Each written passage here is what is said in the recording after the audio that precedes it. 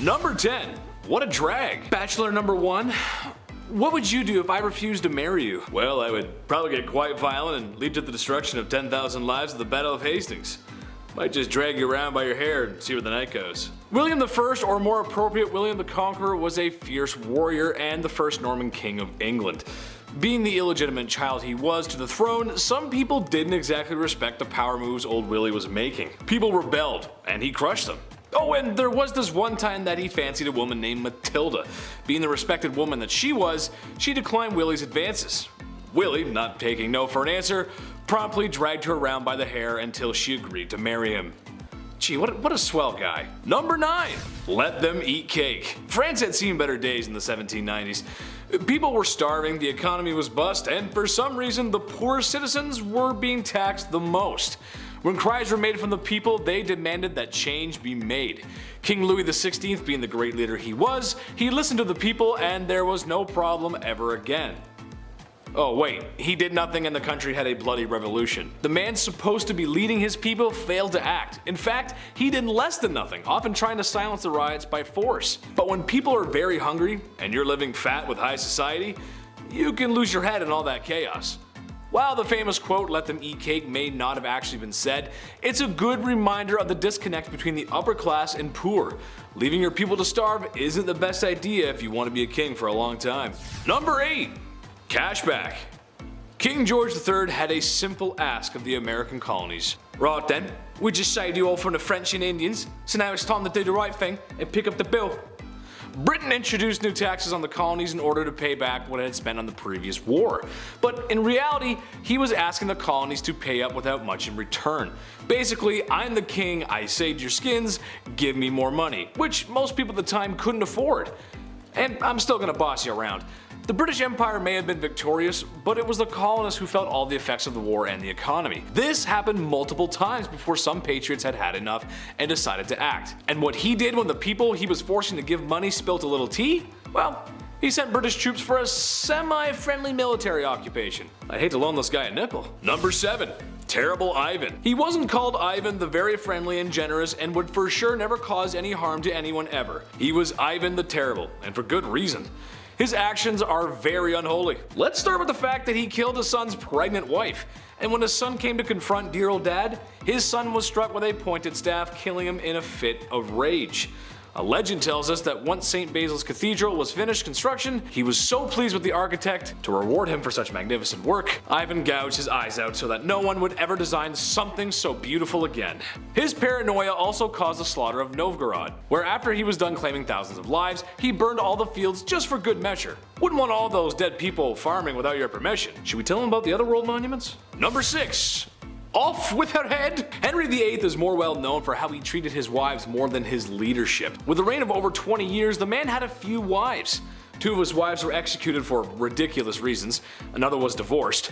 Turns out, actually, the church wouldn't grant that divorce he was looking for. So Henry went and did the next best thing.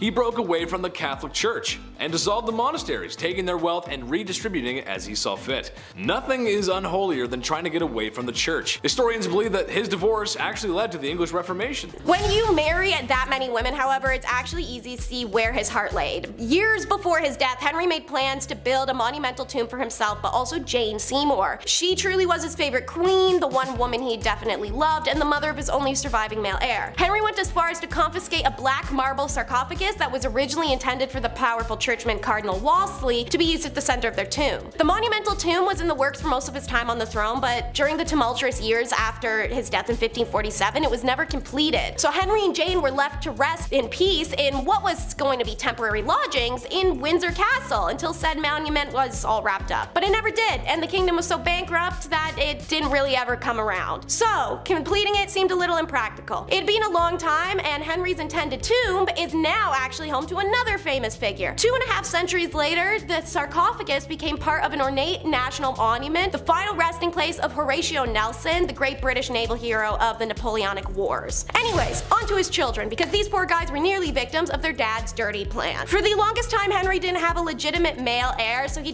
decided to concoct what, had it come to fruition, might have been the grossest marriage ever, although I feel like the Habsburgs would hear that sentence and as a challenge say, hold my beer. Anyways, Jane may have popped out Henry's only official heir, but he did have an illegitimate son by his mistress. Henry Fitzroy, a surname that literally means son of the king, so a hilarious thing to name your bastard child, was named Duke of Richmond. In order to ensure that his country didn't descend into literal war again over lack of male heir, King Henry wanted Fitzroy to be the next monarch. How, may you ask? Why, marry the boy to his half-sister Mary. This plan got so close to fruition that the couple already had the green light from the Pope. Thankfully, Fitzroy was in love and married someone else. When Fitzroy died at age 17, it left the door open for Henry's legitimate kids to take the throne. Thankfully, as mentioned, Jane ensured both daughters as well as the son got their chance. And speaking of Fitzroy's half-sister, Bloody Mary, she wasn't the only family member that wasn't all there. Henry the Heck Dick is next. It's widely known that quite a few of these famous noble and aristocratic lines were also plagued by mental illness. Various theories have pointed at Henry's syphilis and brain injuries as possible causes. After all, it would be logical to assume that the damage occurred to the frontal lobes from having a horse buck him off twice. That region of the brain processes impulse control, external cues from other actions, and social and lustuous behavior. He also began to comfort eat around this period. Everyone's heard of that person who's had a stroke and just wasn't the same afterwards. So brain damage likely could be the explanation. In 2020, researchers actually discovered what they believe is the site where Henry received the blow to his head that could have caused traumatic brain injury. But it might come down to hereditary psychiatric problems in the family. His paternal great-grandmother Catherine of Valois was the daughter of the famously mentally ill King Charles III. Her family's psychiatric issues seem to have been passed down through generations to multiple British monarchs. In his later years, Henry had a significant personality shift towards paranoia, fits of rage, depression, and anxiety, and he sent crowds of prisoners to the Tower of London. He sent more men and women to their deaths than any other English monarch, an estimated 57 to 72,000 people. Yikes, dictator numbers. But one thing about Henry, no matter how unhealthy homeboy got, he earned that chub. Huge misconception. Henry was only morbidly obese in the last few years of his life. For a long time before that, however, he was one of the most handsome and hella fit men of his era. Dude was well over 6 foot and had a 34-inch waist. In 1536, Henry was taking part in a tournament when he fell off his horse and the horse fell on him, leaving the king unconscious for several hours and forever altering his cheerful, outgoing personality. This is the second horse-related mass head injury Henry sustained. After this injury and the further ulcer development in his legs, Henry was left pretty much unable to exercise. His made-to-measure suits of armor chart the king's expansion, with his final set around 1540, suggesting he weighed more than 300 pounds with a waist of 54 inches. As a matter of fact, Henry was so overweight he needed a mechanical device to help him get in and out of bed. When he died in 1547, he weighed nearly 400 pounds with a 60-inch waist. Impressive in a time before 10 cheeseburgers for $10, but I mean, if you're over 50, ruled a kingdom, injured his health for around 30 years, you can just let go, who cares? And last, but never the least, Henry was a hypochondriac king. Henry was obsessed with sickness and disease, specifically the sweating sickness and the plague. This is pretty fair. By the age 30, he'd already caught smallpox and malaria a couple times. Anytime there was an outbreak of anything, he would minimize his risk of infection by straight up leaving London and limiting the number of ambassadors he saw. Even when Anne Boleyn caught the sweating sickness in 1528, Henry said peace and stayed far away until she got better. Henry, bad husband. Good infection minimizer though. Naturally, like any germaphobe, Henry was doing the most to feel clean. So he was known to self-medicate. He even wrote his own prescription book, which detailed how to treat ulcers and reduce inflammation. He diagnosed himself with so many illnesses and disorders that it was actually hard to keep track of all of them. From migraines to insomnia and gout, Henry's life was spent dealing with and or avoiding various different diseases and ailments. Despite his many tyrannical qualities, Henry wasn't all that bad. He actually improved English medicine due to his outlandish paranoias, bringing the country further into the Renaissance. As the founder of the Royal College of Physicians, the king also passed 7 different laws to control the practice of medicine. In 1540, Henry pushed through one of the earliest laws to regulate drugs. Apothecary wares had to be checked to make sure no one was defrauding honest customers. His reign also contributed to the increase of supervision of sewers, thanks to his chancellor and future victim Sir Thomas More, who drastically improved the quality of London's public water supply. Number 10, King Charles I. You can put any king down on this list, really. People weren't as kind and loving as we are now. Or well, less cruel, I guess. King Charles was no different from any other, a monarch sniffing his own farts up in his castle, doing his very best to snuff out religious groups that he didn't agree with. A lot of guys were like that. It's brutal, but that's history, folks. Well, one such measure he took, I think, was so wrong, so heinous, and so criminal, and so offensive that he should have been locked up for life. During the 1600s, this man, in an effort to curb religious views, outlawed Christmas.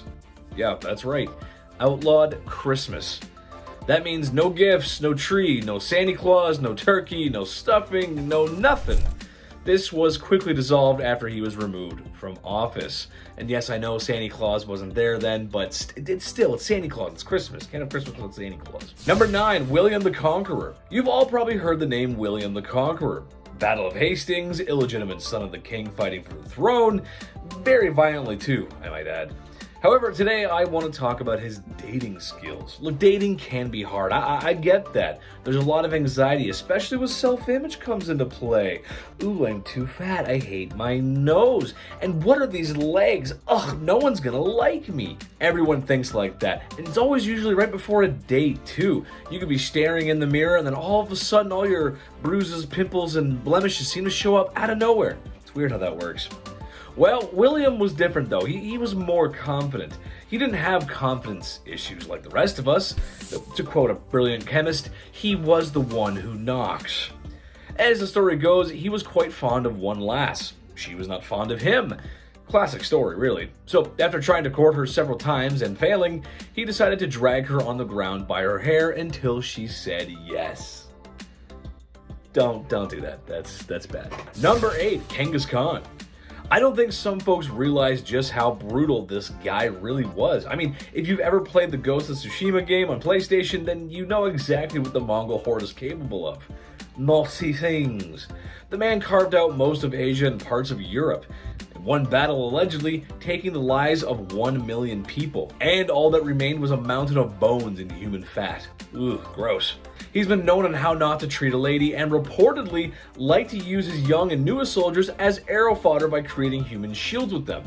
A lot of conscripts in his army were often taken from villages that he conquered. It's kind of how he kept the machine going. So either fight with me or that's picture wrap for you. What a nice guy. What a swell nice guy. Jeez. Number 7, Galeazzo Maria Sforza. This guy was just bad. Like all bad. Not like Deadpool where he does some bad stuff for good reasons, anti-hero kind of guy. This guy's just straight bad, straight evil. In one story of the Disturbed King, he had a rival's hands chopped off. No more tennis matches. He left prisoners in hanging cages and even had a priest that made a prediction about him that he didn't find all too flattering in prison with little food and water. It got to the point where the man had to eat his own refuse. So if you cross Galeazzo Maria Sforza, don't do it. Number 6, Ivan the Terrible. I'm not that familiar with Russian history before the year 1900, but there is a lot to unpack. It's not all Lenin and hammers and sickles and such. Ivan the Terrible was the first Tsar of Russia, and he was quite the specimen. From having struck his daughter-in-law and unlifing his son in a fit of rage, he was one nasty dude. However, I believe the story of him in St. Basil's Cathedral is more noteworthy. As the story goes, Ivan commissioned an architect to build St. Basil's Cathedral. If you've ever seen it, you know how gorgeous it is. All the onion palace buildings and whatnot, you know what I'm talking about. Ivan was so impressed with the architect's work that he had his eyes gouged out so that no one could ever build another structure or gaze upon another structure as magnificent as the cathedral. That's hardcore, dude. That's pretty hardcore. So if you do a bad job, he probably would have got rid of you, and if you do a good job, he'll still get rid of you. At number 5, The Horse and His Boy. On the less violent end of the spectrum, Jahangir was actually a big fan of the arts, science, and worldly things. Unlike his father, who couldn't read and write, an interesting skill for a ruler not to have, Jahangir was all about it. He really wasn't interested in military, which was a task he left to his son. But he did inherit his father's wealth, and considering he wasn't working in the military, he had time to indulge his curiosity. In his memoirs, there are fantastic paintings of exotic animals. There's a painting of a zebra that has a very funny story behind it. The zebra was being taken as a gift to the Safavid Shah, and it was traveling through the port of the empire. Jahangir heard about it and had it brought to court first, and didn't believe that it was real. He thought that it was a painted horse, so he had people try and wash them off. Only when the paint didn't come off did he realize his mistake and ordered that the wondrous creature be painted.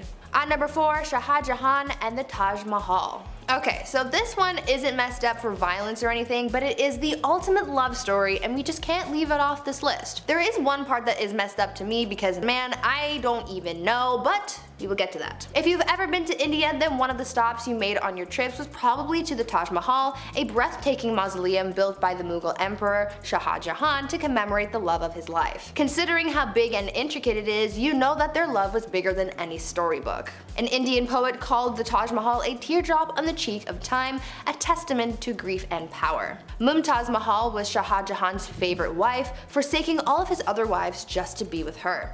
They went everywhere together, even on military missions. This is where, from my perspective, where things get crazy. This woman delivered 14 children for her husband. 14. Sadly, whilst giving birth to the last, she passed away, inspiring her king to build this massive structure. Both Shah Jahan and his love are buried beneath it.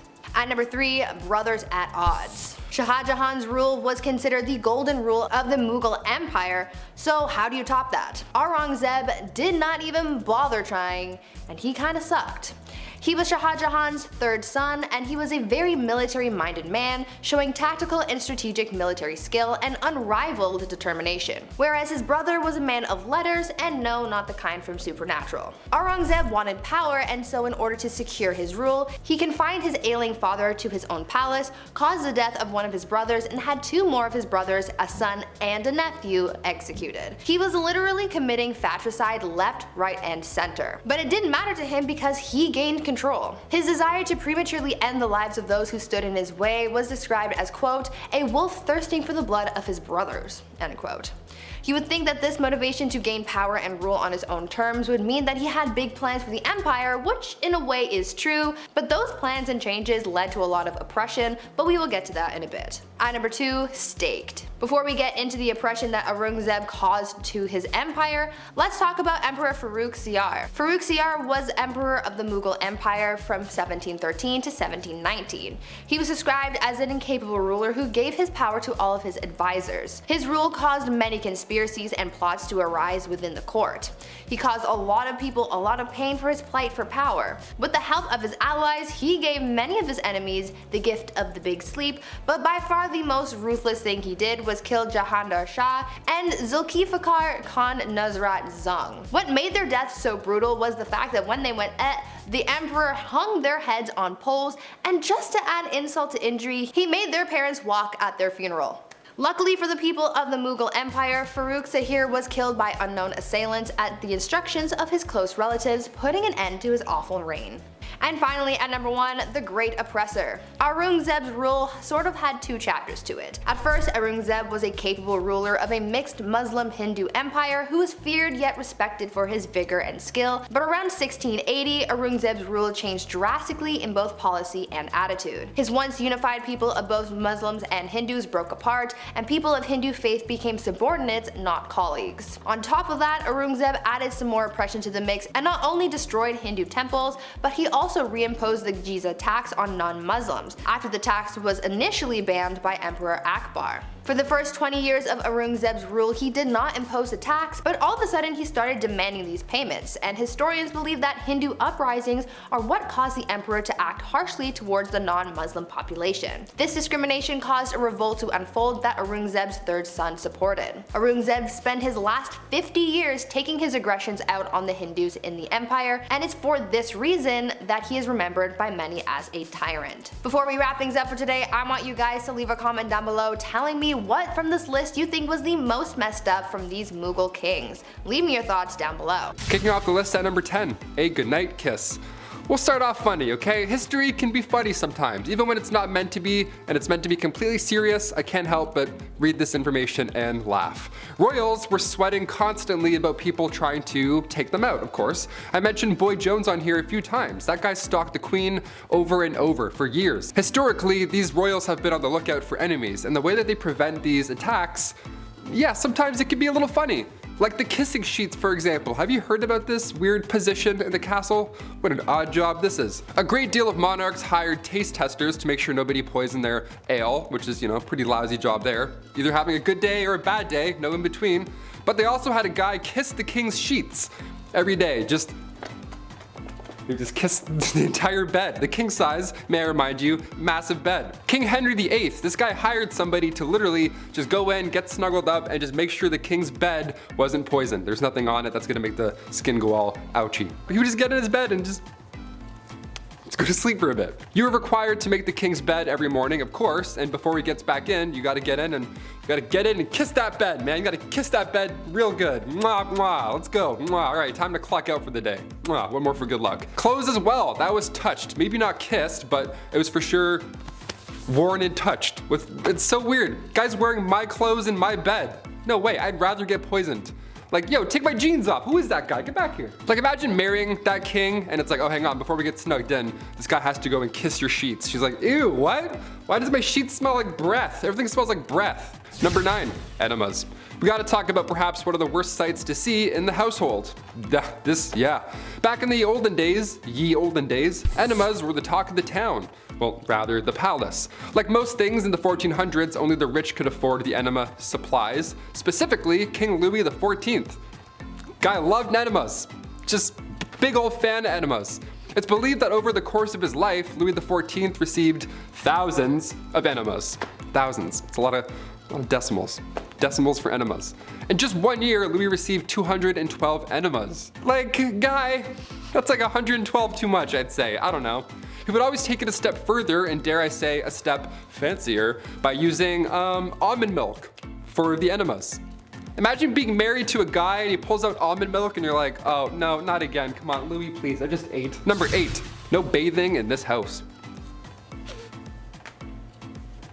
Bathing in the olden days wasn't fully understood, if that makes any sense. Like in a medical book, in an official 16th century medical book, the medical advice was, use not baths or stews, nor sweat too much, for all openeth the pores of a man's body, and maketh the venomous air to enter and for to infect the blood.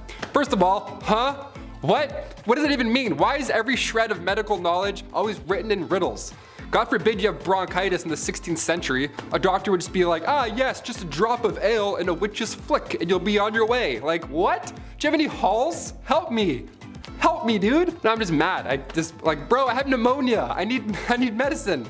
So of course they thought that taking a bath would make you sick. Of course. So King James IV, apparently this guy never took a bath in his life. And his hygiene was so bad that he would sometimes pass lice to others just by being in the same room that he was earlier. So not at the same time, he would come in, do his king stuff, leave, and the lice would be like, pew! And they would just wait in that room and get on someone else. That's so gross. That's horrible. Lice would emit off this man. He's like the stinky kid from Charlie Brown with the stinky cloud. That's just like lice around this guy. Margaret Tudor was married to King James. Yeah, must have loved the no bathing thing, eh? Oh boy. Number 7, Queen Caroline. Queen Caroline. Ba ba ba. She went out in a horrible way. We can't sing about her. History remembers Queen Caroline for the way that she went out. It was bad. It was actually written down in an epigram attributed to the 18th century poet Alexander Pope. Here lies wrapped up in 40,000 towels, the only proof that Caroline had bowels. Again, it rhymes. Why is everything rhyming? This is so awful. Who can be like, yeah, write that down, that's good, that's good. Wait. It does rhyme, that's good, that checks out. Rest in peace. My gosh, her husband, he was certainly no help at all. Caroline was previously married to George IV, and this guy locked her out of Westminster on Coronation Day. So yeah, she went out in a horrible way, but let's not forget the marriage that came beforehand.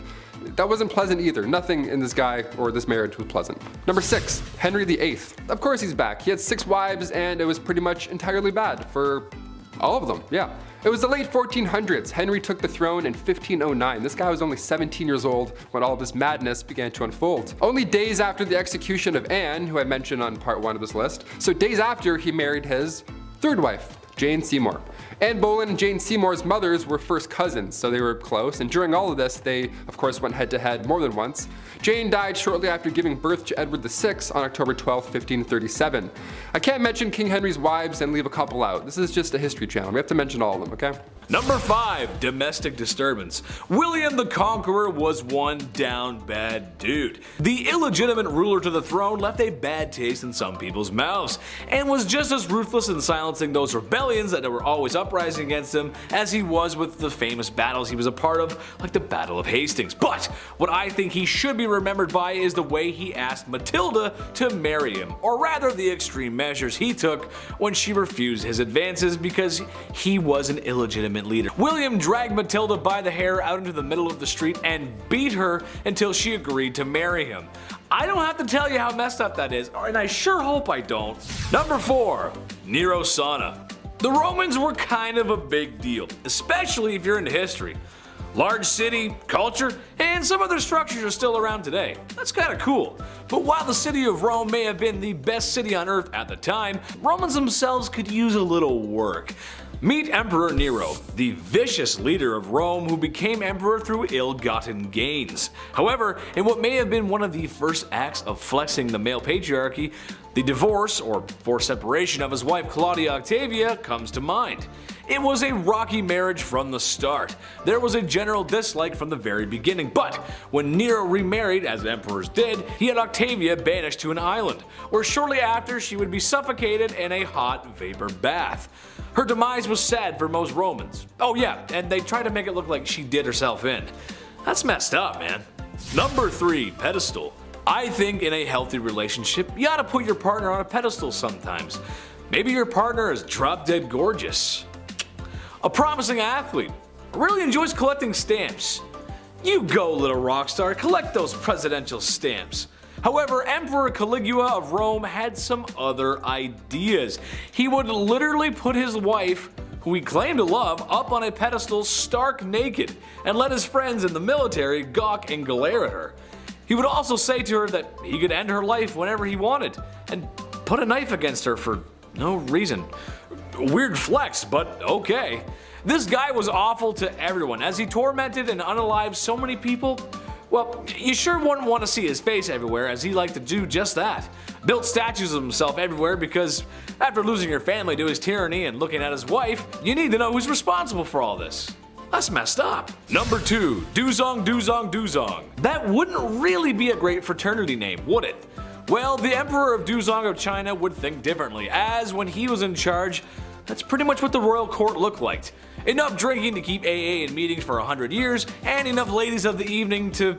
Well, I don't have a joke for this one, but there were a lot of them, trust me. Having massive parties like that and enjoying the company of other women is not how you respect your wife. To make matters worse, it seemed that too much partying may have been a bad thing. Who would have thought? As what he made up for in a fun weekend, he lacked in governing, as the Mongols were at his front door, or gate rather. Eventually, his empire would burn to the ground. All thanks to alcohol, and many women who laid down for their lives, literally. Number 1. Side piece.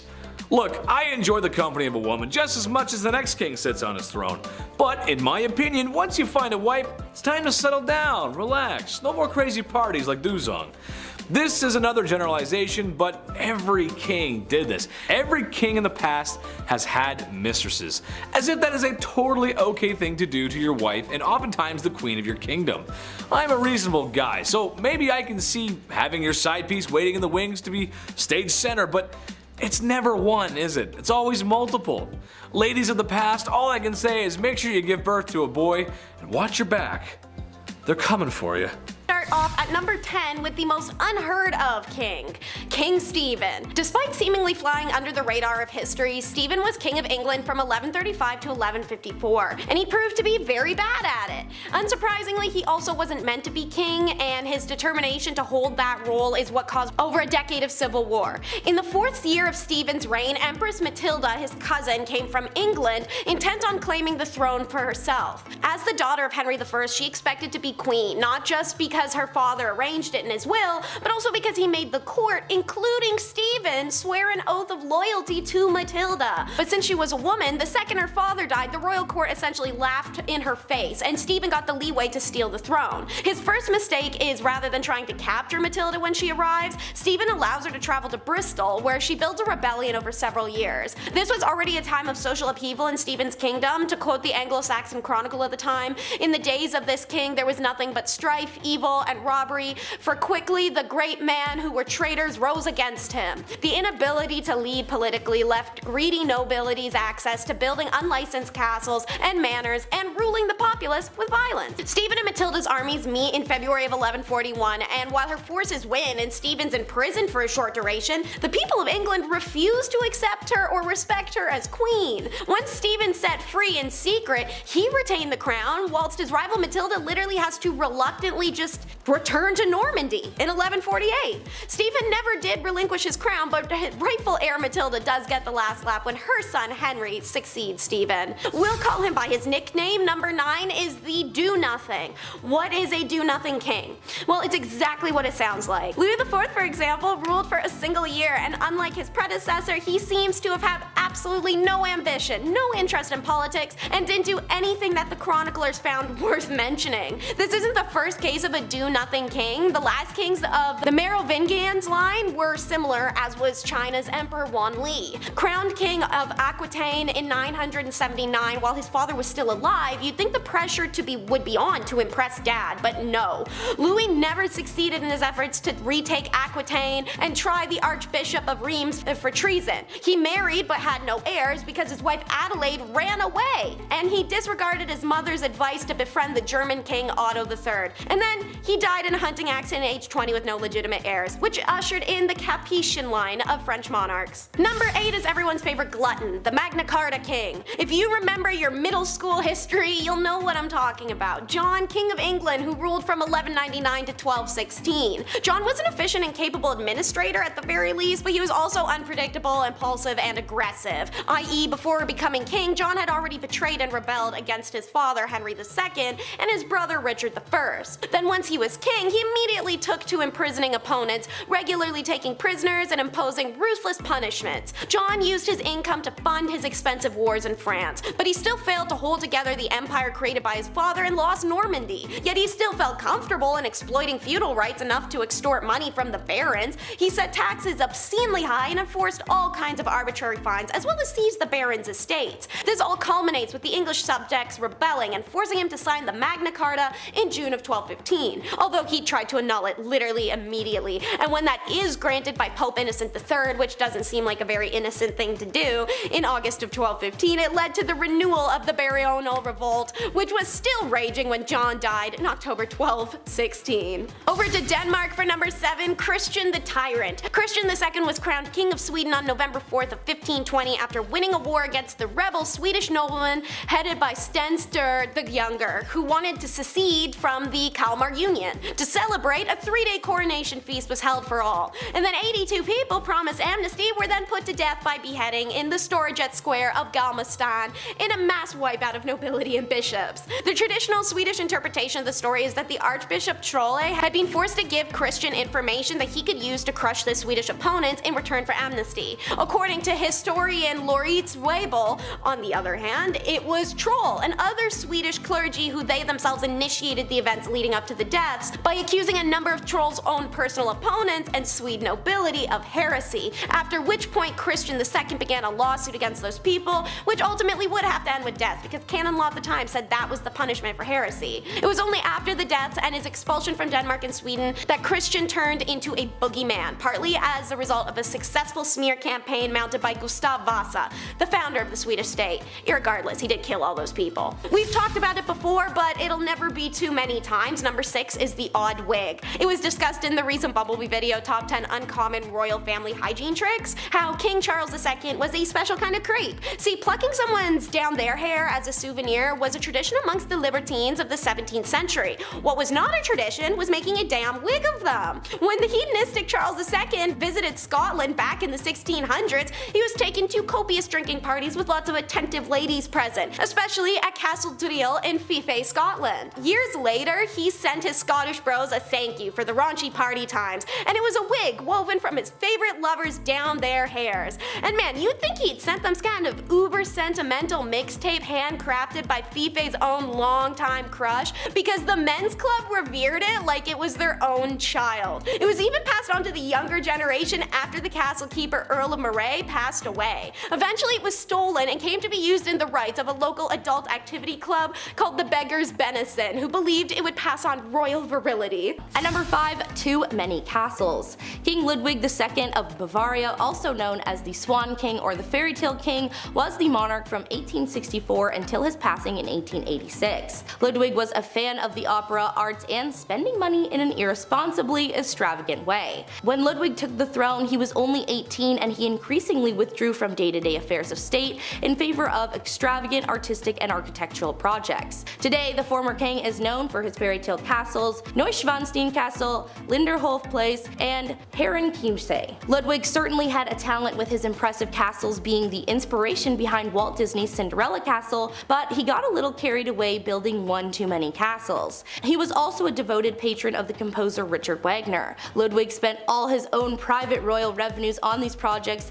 borrowed extensively, and defied all attempts by his ministers to restrain him. Ludwig's castles left him in increasing debt, and in 1886 a group of conspirators filed a medical report drafted by doctors who hadn't actually examined him that declared him permanently unfit to rule. The next morning, he and his personal physician were found floating in a lake under mysterious circumstances that many believed to be homicide. At number 4, funeral for a doll. Tsar Peter III of Russia was the emperor from January 5th, 1762 until January 9th of the same year, being thrown over by his wife Catherine the Great. Catherine earned her nickname simply due to her being just that, great. But her husband, on the other hand, according to every account, was creepy, malevolent, and possibly bordering on insane. In her memoirs, Catherine describes him herself as an inept, crude man-child and a drunkard unfit to rule an empire who wished nothing but to play with toys or dress up as a general, place his servants in military outfits, and play war games with them.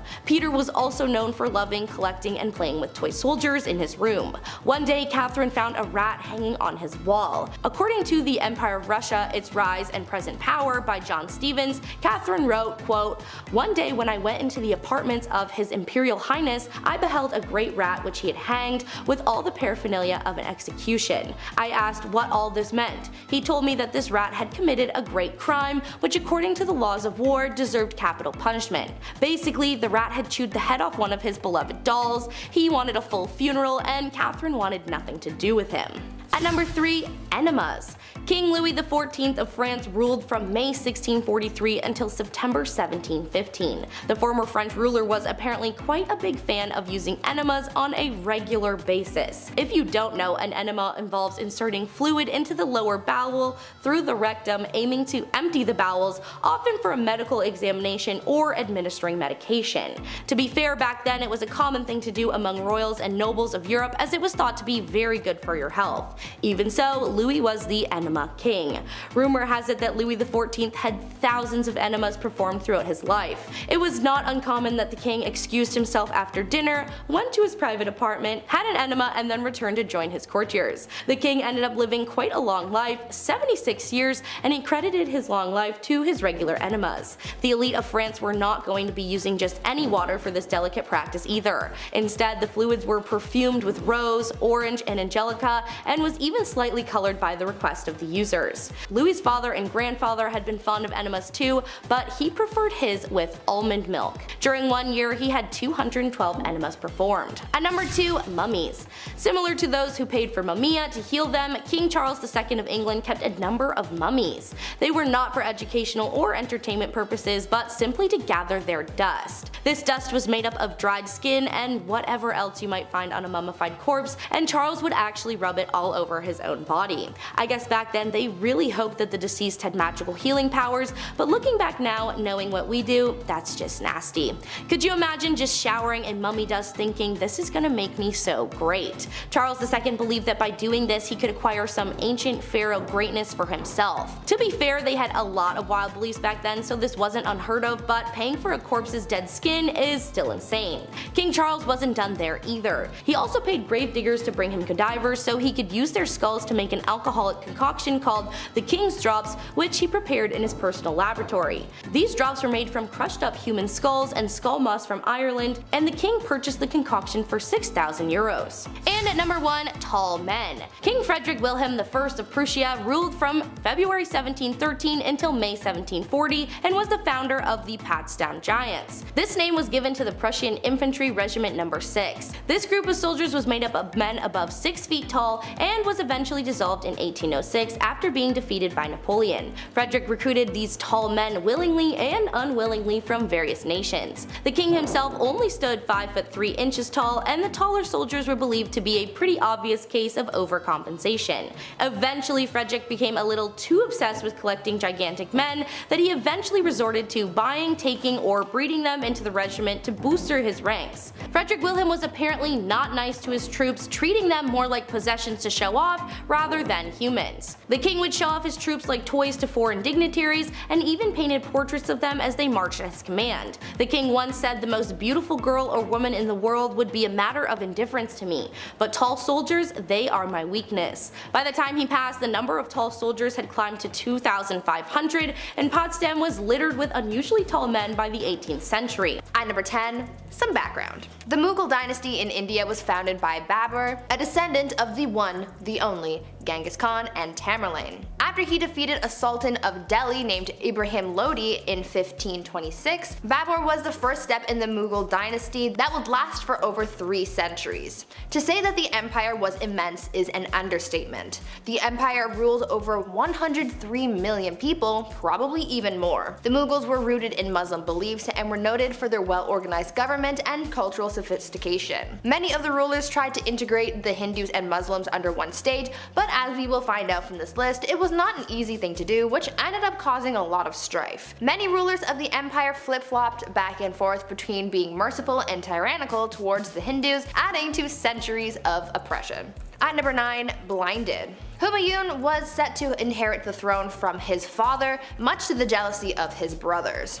He was 23 when he ascended the throne in 1530 after the death of his father. His brothers reigned over different fiefs, but none of them were satisfied unless they had the crown. He also wasn't the best ruler. Humayun was sent into exile for 15 years after he was overthrown by one of his father's generals, Sher Shah. Humayun fled and eventually ended up in Persia, where he built back up an army through his partnership with the Shah. Slowly he took back his land, facing his own brothers who were constantly scheming against him. But Babur, his father, made him promise that he would never lay a hand on his brothers. But his brother Kamran continued to threaten him, and one instance while defending a fort turned on the innocents trapped inside and took their lives viciously. Kamran, not a good dude. Something needed to be done. He eventually catches his scheming brothers, blinds his brother Kamran, and chains his brother Askari. A little messed up, but not bad for war. Before I carry on with the rest of the video, make sure you guys are subscribed to the channel and maybe consider leaving a like on this video if you're enjoying it so far. At number 8, Akbar. Humayun continued to deal with the competition of his brothers until finally his reign came to an end, but not in the way that you would expect. He was carrying a bunch of books up some stairs and he accidentally fell, leading to a lethal head injury. His 13-year-old son Akbar had to inherit the throne.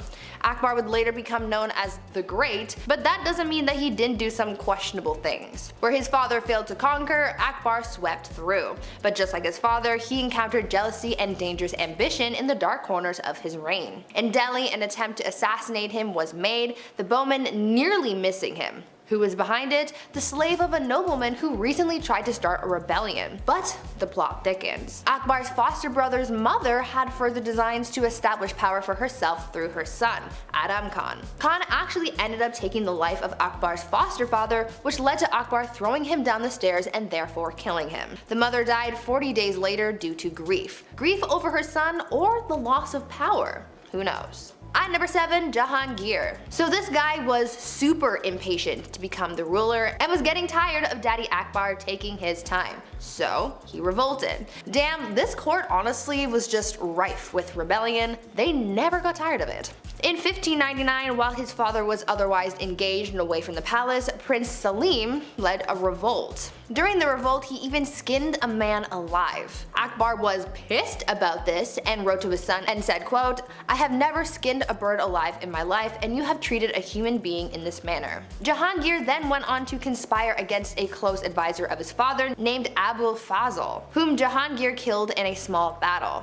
Despite Akbar being devastated at his son's behavior, he was the only male heir left to inherit, so on Akbar's deathbed, he forgave his son and implored the nobles to recognize him as a leader. At number 6, sewed to an ox. Now Jahangir was emperor, but the trouble didn't stop there. I saw some sources recognize him as a somewhat benevolent figure, while others said that he was the exact opposite. He was pretty brutal, and his first task was crushing a rebellion against that which his own son began. Apple, not far from the tree. He was traveling to Lahore when he came across 2 nobles who were sympathetic to his son's cause, so he decided to punish them in a very peculiar and violent way. He ordered that one be sewed to the skin of an ass and the other to an ox. Now that is messed up. When he got to Lahore to face the rebels, he crushed them and blinded his own son as punishment. A ruler couldn't have any impediment, so therefore his son could no longer pursue the role. Then he hung his son's followers outside of Taxali Gate. Yeah, so even within the confines of war, this guy had some pretty messed up ideas. Number 5, Ferdinand I of Naples. This one is so strange, I can't even, I have to mention, I cannot not say it. In a nutshell, Ferdinand looked normal, just your average European king. I mean, what could be wrong about this guy, right? He looks pretty normal. Well, the guy was basically Buffalo Bill.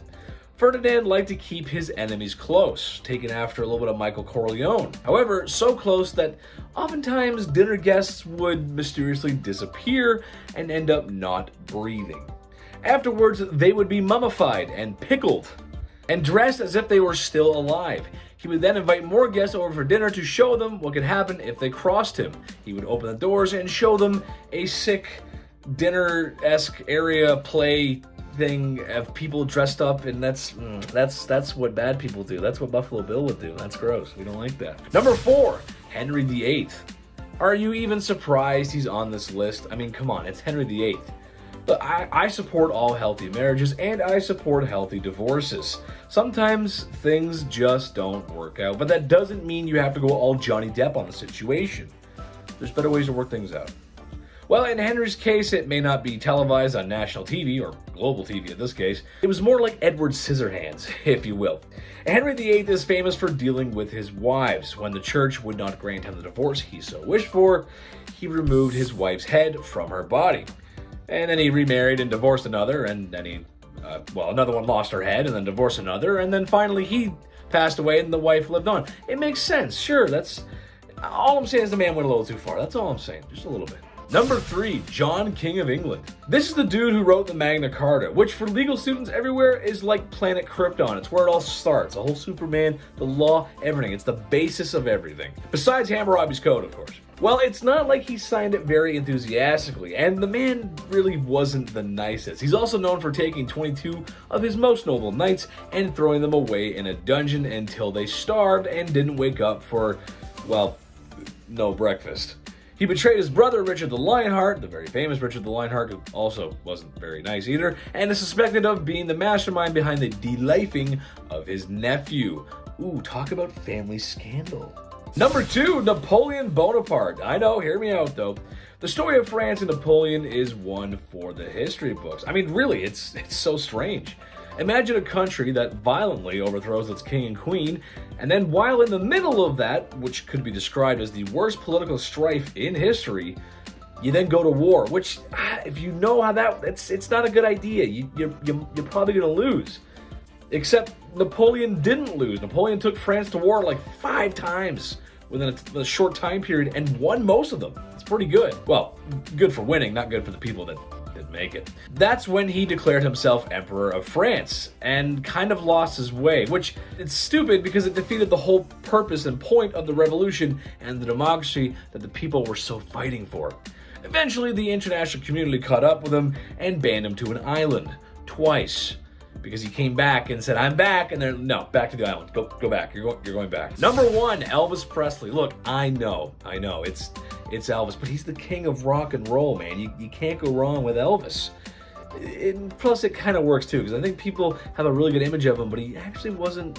You'll see. He is the king of rock and roll, to be fair, and he's more famous than any king on this list, actually. But the king of rock and roll isn't so squeaky clean, and certainly not a stranger to crime and scandal. At some points in his career, you could find him excessive drinking and using illicit substances, if you will. He might have had to put on those jailhouse rocking denims, well, for real. Back in 1956, at the peak of his fame, really, Elvis got into a physical altercation with 2 gas station attendants after fans began to crowd him. It was a messy situation, and he was actually up on charges of battery and disorderly conduct. Not a good look for the king, baby. The king's gotta stay clean. Number 10. No one's ever really gone. You may have heard that said when losing a family member, a pet, or in the worst Star Wars movies ever made. Sorry, not sorry Disney, those are terrible. But perhaps there is someone who is never really gone. Genghis Khan. Yes, that's right. The ruthless Mongol warrior who conquered so much in his time that we're still talking about it today. So why is this big bad warrior still with us today? Well, that's because of DNA. Yeah, in his time there was lots of activities going on, besides the usual pillaging the village and unaliving those who oppose you. There were a lot of happy endings, let's say, and by that I mean forced non-YouTube friendly conduct bedroom happy endings. So much so that when a study was conducted back in 2003, 8% of men in Asia were thought to be descendants of the mighty man himself.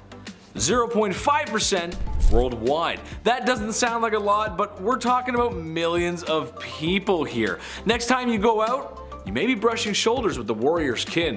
Prepare for battle. Number 9. Henry again? Boy, it's really hard not to talk about this guy. But dude was kinda down bad for it. He's just most well known for his mistreatment of his wives, and by mistreatment, I don't mean getting into a fight over whether or not the toilet seat should be up or down and then having a very toxic argument in front of family members. No, because when Henry was upset with marriage, he wanted divorce, which honestly was kind of taboo for the time. Oh yeah, and he also beheaded 2 of his wives because that's how it goes. I know every couple has their issues to work out, but for most dads out there, having sun-drenched beer-fueled weekends, they never go beheading after that. Although, Dad's been staring at the lawnmower for a while and there's a lot of blades on that. Dad? While it is true King Henry VIII did behead 2 wives, he didn't do it to all of them. And at some points we're honestly quite pleased with his holy sanctity of marriage. Anyone who's ever been married can tell you how peaceful and sacred that bond really is. Number 8. The People's Princess.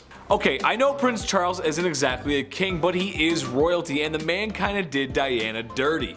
That's a quick and half put together allusion to a Michael Jackson song for the English majors and the audience. Being royalty isn't easy. Being royalty in a modern age when paparazzi overwhelm you with lights and cameras just for a juicy piece of gossip like, when was your last bowel movement? Is it slow? Extra, extra, read all about it, the princess is constipated.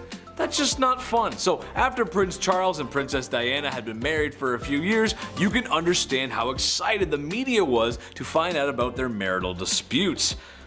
There was 3 of us in this marriage, so it was a bit crowded, was a quote by Princess Diana that gave the media a field day. Sadly, Prince Charles was having an affair, and it wouldn't be too much longer that Diana would perish in a car accident that may or may not be organized by the royal family themselves. Number 7.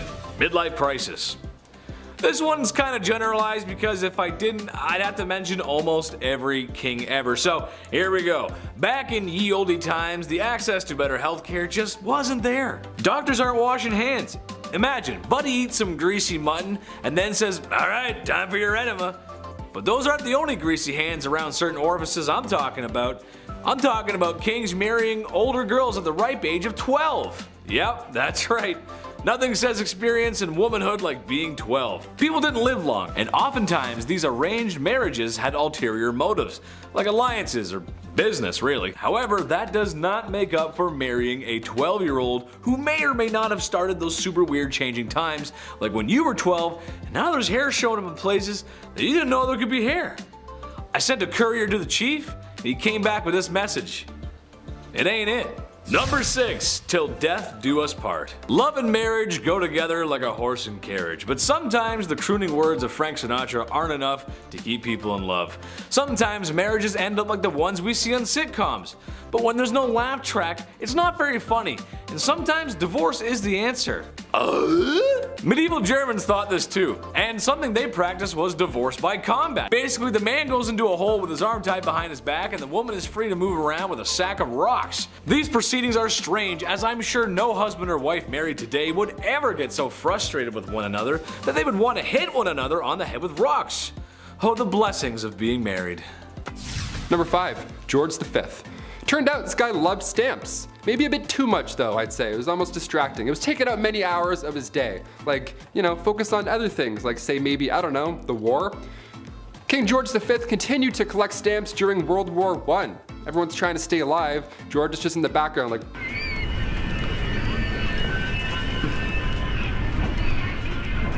like all collections, they started at an early age. It's now at a point where it's just, past impressive and borderline strange. Especially if you're a royal, like you're really going hard with this. This guy had albums on albums of stamps. He had around 330 albums, each was 60 pages, full of stamps. That's 20,000 pages full of stamps. That's a lot, way too many stamps. So naturally, he was nicknamed the King of Stamps, or rather the King of Philately. That's the official term for collecting stamps. We're historians here, we have to make it official. Back in 1905, he set an all-time stamp record. Ho-ho! The most money ever spent on a stamp. This guy dropped like 220,000 on one single stamp. Somebody even asked the prince down the road if he had heard about the fool who had spent 1,400 pounds on a stamp. And he was proud. He was like, oh, that fool? It was I. Number 4, Rudolph II. The Holy Roman Emperor from 1552. He was known as a collector. Yeah, some princes collected stamps, others collect zoo animals. We're all different. Yeah, his castle was home to lions, tigers, and not bears, but orangutans, so good luck getting your 8 hours. He also collected human artifacts, like body parts after they've been, so that's watch your step, I guess. Welcome to MTV Cribs, don't mind the jar of eyes, watch out for the lion's tail, careful. What a mess. He's quite important in history though, I guess. He supported the scientific revolution, and he also poured tons of money into astrology, so next time you read your horoscope, remember it's Bones in the Jar Benny that's responsible for that one. And also, in case you're wondering, yeah, he didn't pay attention to any of his wives or anything like that. He was just, no, jars for me, jars and animals, I'm all set. Number 3, Don Carlos. Spanish Crown Prince, the guy who just enjoyed being the worst human alive. Let's talk about him. Back in the mid-1500s, the eldest son to King Philip II of Spain was, yeah, I want to say worse things, but he was just a really bad person. YouTube, he was just a bad guy. Now, it's been noted that he was born with a hunchback and one leg was shorter than the other. Historians like to bring that up first, and how maybe he had the odds against him with these disabilities growing up, and people often feel bad for him a little. To that I say, don't. Nah, don't do it. Don Carlos was made hero of the opera by his dad. Dude was fine. Philip II of Spain? Yeah, he would hurt a lot of people. He would hurt animals and people just for fun. According to historians, Don Carlos once made a cobbler eat a pair of boots because he didn't like how the pair of boots looked. He made somebody eat boots. We're not gonna feel bad for him on Bumblebee today. That's not what we're gonna do. He was also set up to marry Queen Elizabeth of Valois, the eldest daughter of King Henry II, but after a few hours, she was like, no, that's not gonna happen, no way. So she married his father instead. That's what happens. That's what happens when you're In 1564, a few brides were lined up for Don Carlos. Mary, Queen of Scots, was one of them. Margaret of Valois, we know what happened with her, and Anna of Austria. But his mental conditions grew worse and it went south. Shocker. Number 2, Heart of Glass. King Charles VI, once nicknamed the Beloved and then quickly nicknamed the Mad. What happened? After he became King of France in 1380, he would have these episodes, let's call them. He would believe he was made of glass and he didn't want anybody to touch him. He had this glass delusion, which was surprisingly not uncommon, believe it or not, for this time period. Believing you were made out of glass in some way, shape, or form, be it in your head, butt, shoulders, or back, really spiked around the mid-1400s, and Charles VI, aka Charles the Mad, he wouldn't let anybody, not even his wife, near him at all. I'm not making fun of somebody for having a fear like that. I mean, most likely historians believe he was schizophrenic, so obviously I'm not ripping on that. But Alexandria of Bavaria, another royal who had this glass delusion, she too believed she had swallowed a grand piano made of glass, so she had to enter rooms sideways to avoid it shattering. I don't know what's going on with this glass delusion, but I'm glad it went away. I don't know. And finally, number 1, King George IV.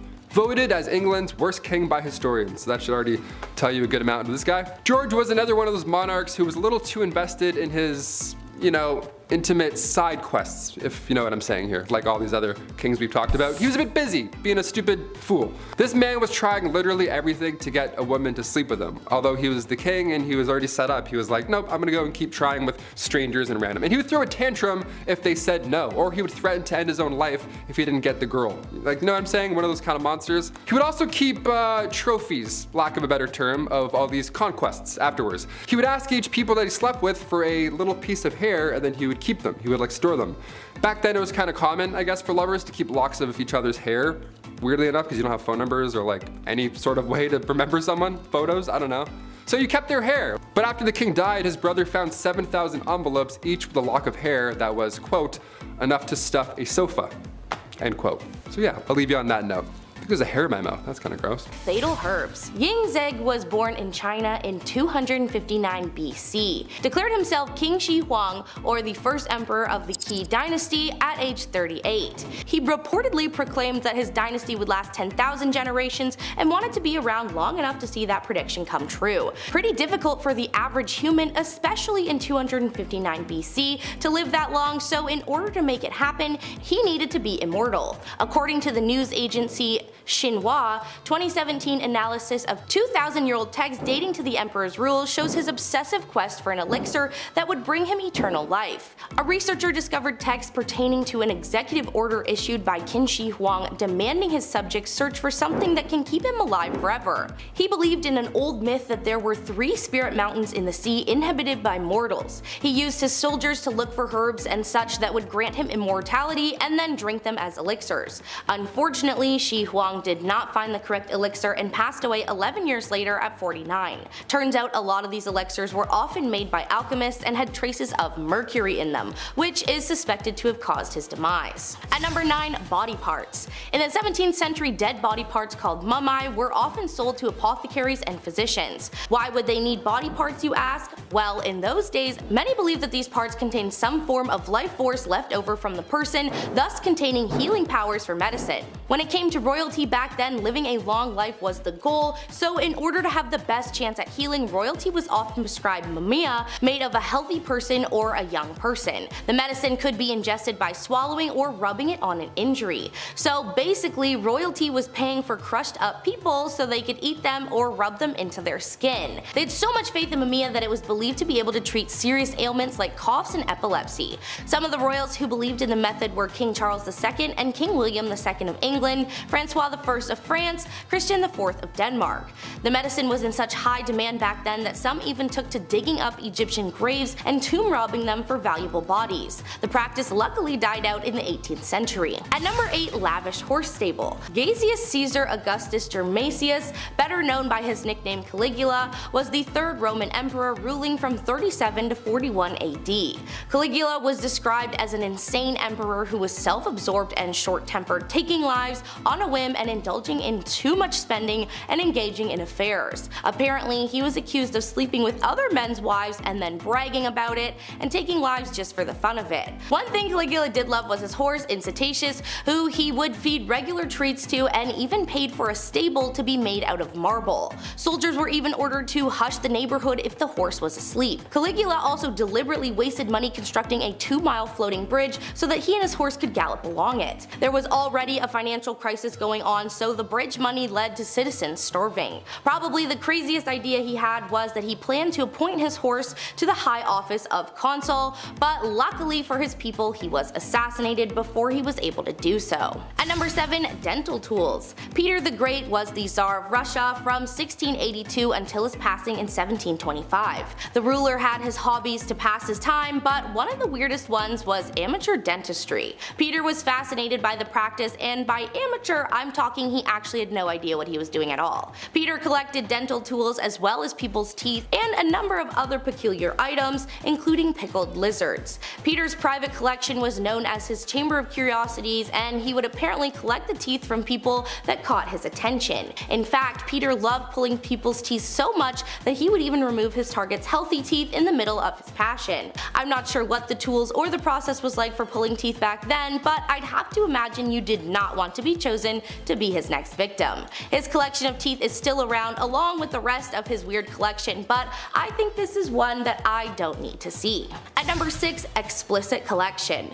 King Farouk was the 10th ruler of Egypt, lasting on the throne from April 1936 until July 1952. As king, he was known for his extravagant playboy lifestyle, and while initially popular, his reputation went down due to the corruption and incompetence of his government. He was deposed in 1952 and spent the remainder of his days exiled to Italy. In his hurry to get out of there and avoid the Mussolini treatment, the king left behind a majority of his prized possessions. Farouk was a kleptomaniac, and one of his hobbies was picking people's pockets. Along with his collection of stolen goods, the former king also had an extensive collection of explicit materials. The collection was so extensive that when the new government took over, they auctioned off his belongings, and was decided that he had accumulated the world's biggest collection of explicit images. People also discovered expensive suits, rare stamps and coins, luxury cars, but his collection of adult content had to be the most jarring to the people going through his things. It's hard to place a number on just how much material he had, but apparently Farouk's collection was too big to fit under a mattress. That being said, reportedly there was a photo album found under his pillow. Alright, back to doom and gloom. It's number 5, Rudolph II.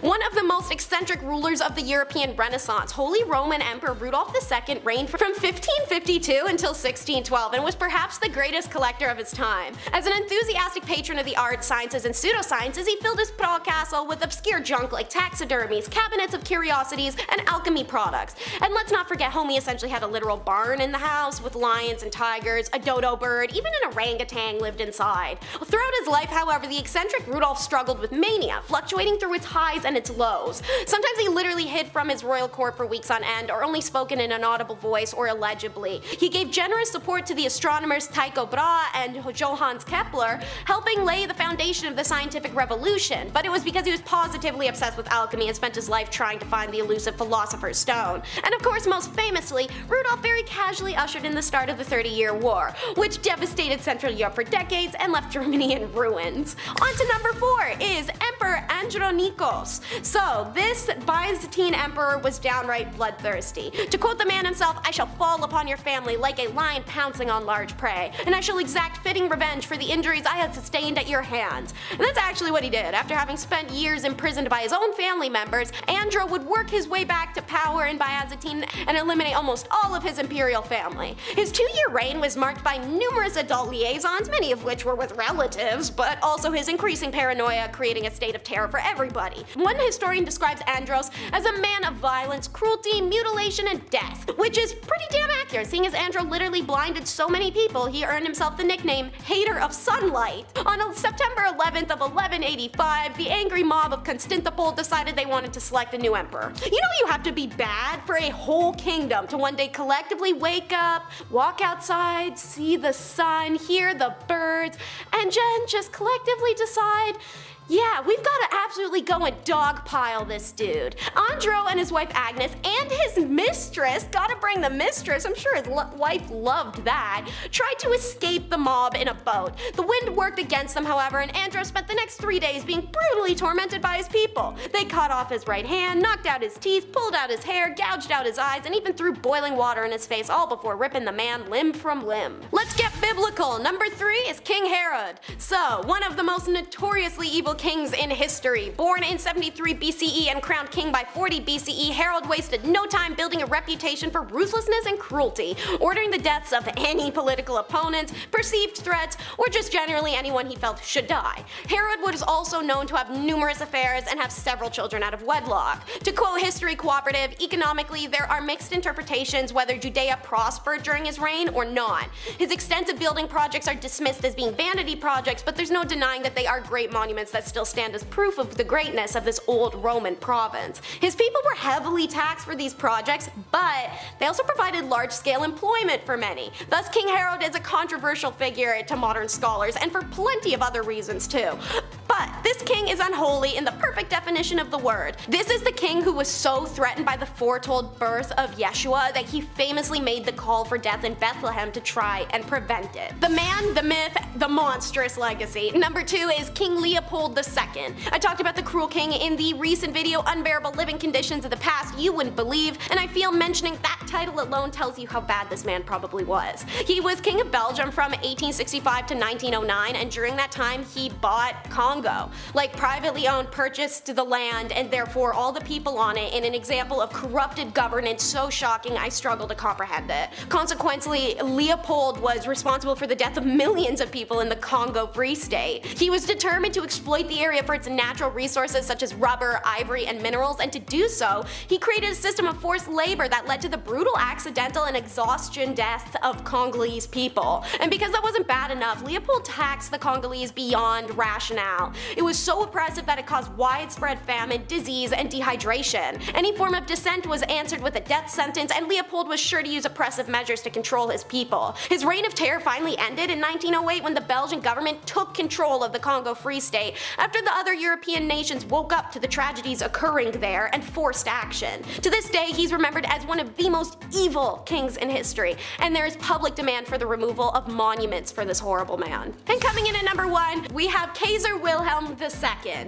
And at the least, he's remembered as Queen Victoria's first grandchild. At the most, he's the dude that led Germany into the First World War. When Wilhelm became emperor in 1888 at 29 years old, he was determined to be seen as tough and powerful. There is only one person who is master in this empire, and I am not going to tolerate any other, Wilhelm liked to say. Even though Germany was a democracy, Wilhelm remained convinced he was amazing at, despite all evidence to the contrary, personal diplomacy. He loved to set up foreign policy meetings with other European monarchs and statesmen. In fact, Wilhelm could do neither the personal nor the diplomacy part, and these meetings rarely went well. He called the diminutive King Victor Emmanuel III of Italy a dwarf to the king's own entourage. He called Prince Ferdinand of Bulgaria Fernando Naso on account of the fact he had a beaky nose. And even once in 1909, Kaiser slapped him on the butt in public and refused to apologize. Ferdinand was so angry he gave a valuable arms contract to the French instead of the Germans. In 1890, he let lapse a long-standing defensive agreement with Russia, assuming Russia was so desperate for German good that they would keep it dangling.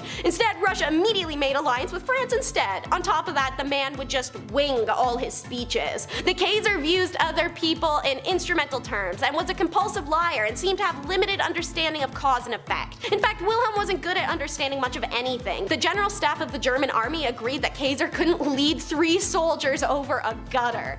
To add to the confusion, Wilhelm changed his political and personal position every 5 minutes based on whoever he was talking to at that moment. He was more suggestible than a 2-year-old. So Wilhelm's own staff and ministers had to resort to manipulation, distraction, and flattery to manage him. Starting with his entrusted and encrusted craftsman. In Henry's court, his servants vied to be as physically close to the king as possible at all times. In case you aren't aware, especially towards the end of his reign, Henry was a tad bit of a lunatic. The more he liked you, the less likely you were to die for looking at him funny on a bad day of his. But naturally, the monarch reserved the honor of being close to his royal person only for a trusted few people, the grooms of the stools. No, not his counselor, personal butler, none of his advisor, the guy that wiped his ass. And during his reign, only 4 men got the gig of groom of the stool, the most physically intimate position and therefore the most honored of his attendants. These grooms not only helped dress and undress the king before and after the bathroom and, handled the poop brush for him, but in an insane twist, they also controlled public and personal access to the monarch and some of his finances. They even had power over a stamp of the king's signature, which is a major financial tool. Imagine being one of his wives and having to ask the guy who wipes your husband's if you can talk to him, and he says no. But if he could afford that kind of luxury employee, why was he called the copper-nosed king? Easy. While Henry's kingdom amassed a great wealth and property during the English Reformation by confiscating Catholic monasteries, Henry then turned around and drove England into debt with his overspending and lavish lifestyle. Dude was a complete eclectic, and he wanted to buy everything shiny and pretty he saw, so he did. It's reported by the time he dropped, Henry owned approximately 50 palaces, 6,500 plus weapons, weapons, 70 ships, 78 recorders, 78 flutes, 5 sets of bagpipes, and a virginal. Get your mind out of the gutter, it's a type of harpsichord. Not to mention the millions of dollars he pumped into wars with Scotland and France. So it's pretty obvious he was burning through the kingdom's funds, and by the end of his reign, Henry had it down to the pocket change, quite literally. He was forced to lower the percentage of silver in the British coinage to the point that they were mostly copper with the silver coating that wore away from the coin's embossed image of Henry's face, starting with the nose, thus copper nose. When Henry's son Edward took the throne, the royal coffers were in a real bad state. But before we get to his love life and kiddos, let's learn about how frisky runs in the family. It's well known that Henry's older brother, the first husband of Henry's first wife, Catherine,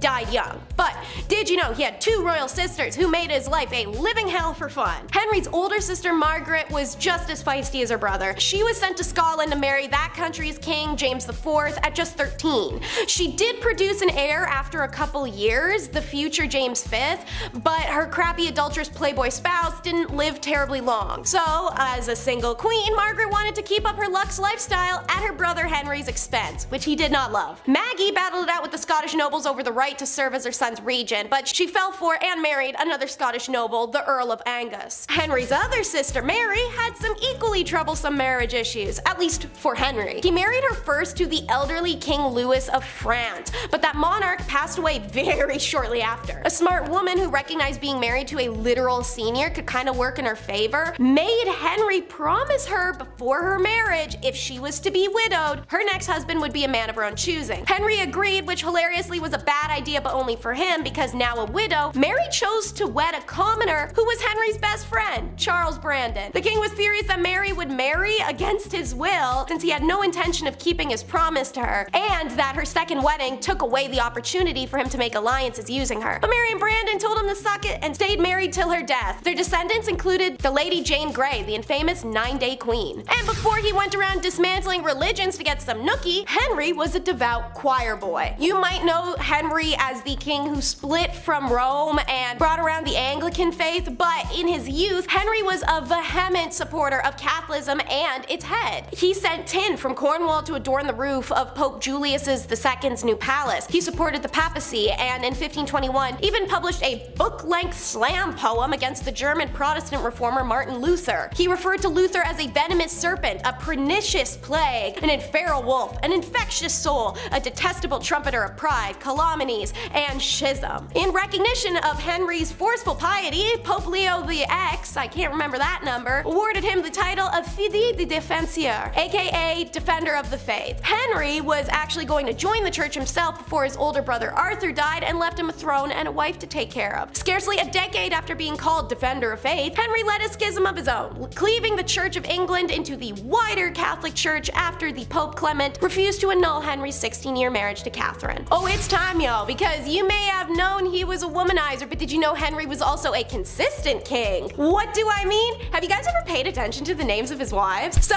they were Catherine of Aragon, Anne Boleyn, Jane Seymour, Anne of Cleves, Catherine Howard, and Catherine Parr. So it went Catherine, Anne, Jane, Anne, Catherine, Catherine. I feel like if Henry had lived longer, there would have been another Anne and a Jane that would have come along, and then another Catherine, Catherine. Ironically, Jane Seymour, the middle wife and the only unique name in the bunch, was Henry's favorite, but more on that sappy tale in a bit. There's a common belief that Henry married and discarded his 6 wives in quick succession, but that's not exactly true. When Henry's older brother died, he inherited a kingdom and a wife, Catherine, and they remained married for nearly 24 years. During that time, Catherine was faithful to Henry, but Henry was sticking it in any lady he could find, except Anne Boleyn, who made him wait. So his answer, annul a whole marriage just to get some. But as mentioned, Pope wouldn't do that, so Henry had to start a whole new religion just so he could. Guess he shouldn't have done that because Henry gets so desperate to end the relationship with Anne, he makes up allegations, maybe history's rocky on that, of adultery and treason, and had the marriage annulled and her beheaded. Jane had served as a lady-in-waiting to both Catherine and Anne, and I kid you not, Anne and Jane had gotten in actual fistfights because of Anne's jealousy, so just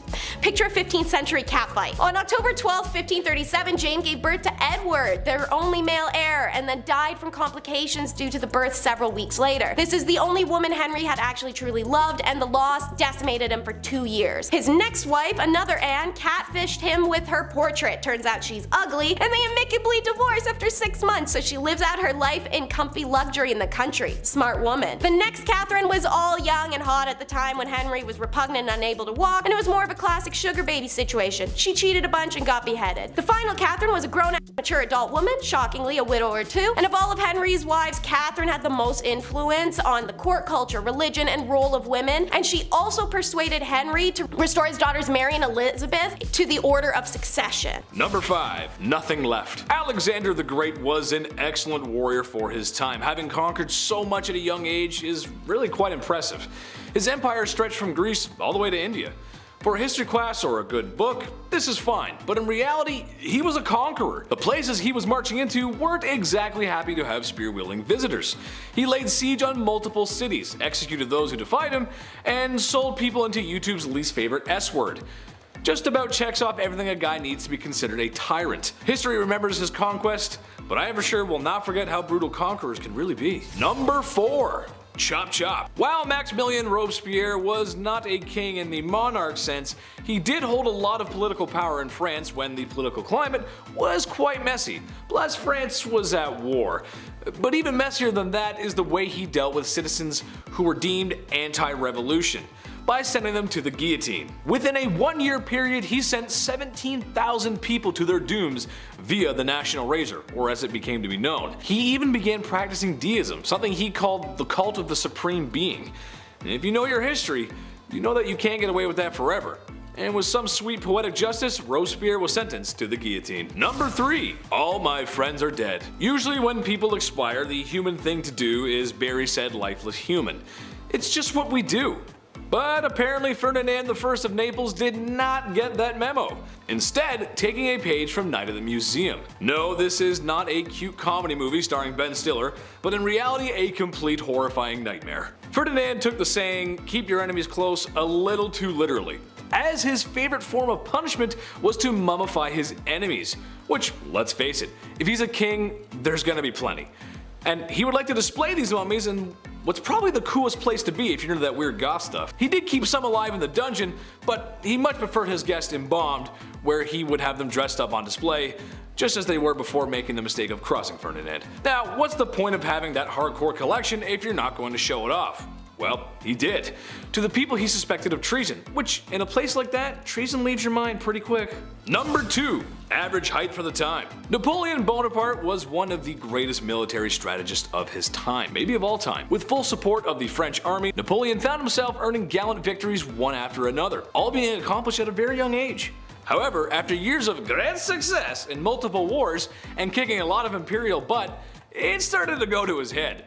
Shortly after the coup that overthrew Robespierre, Napoleon had gained enough support to claim himself as the Emperor of France. With said power, dissolved the freedom of press, reduced the rights of women, and oh yeah, he was at war with most of Europe for years to come. While his military victories cannot be understated, his rise as a tyrannical dictator makes him very unholy. Number 1. Dracula. There's been a lot of unholy things said here today, but old Vladdy takes the cake.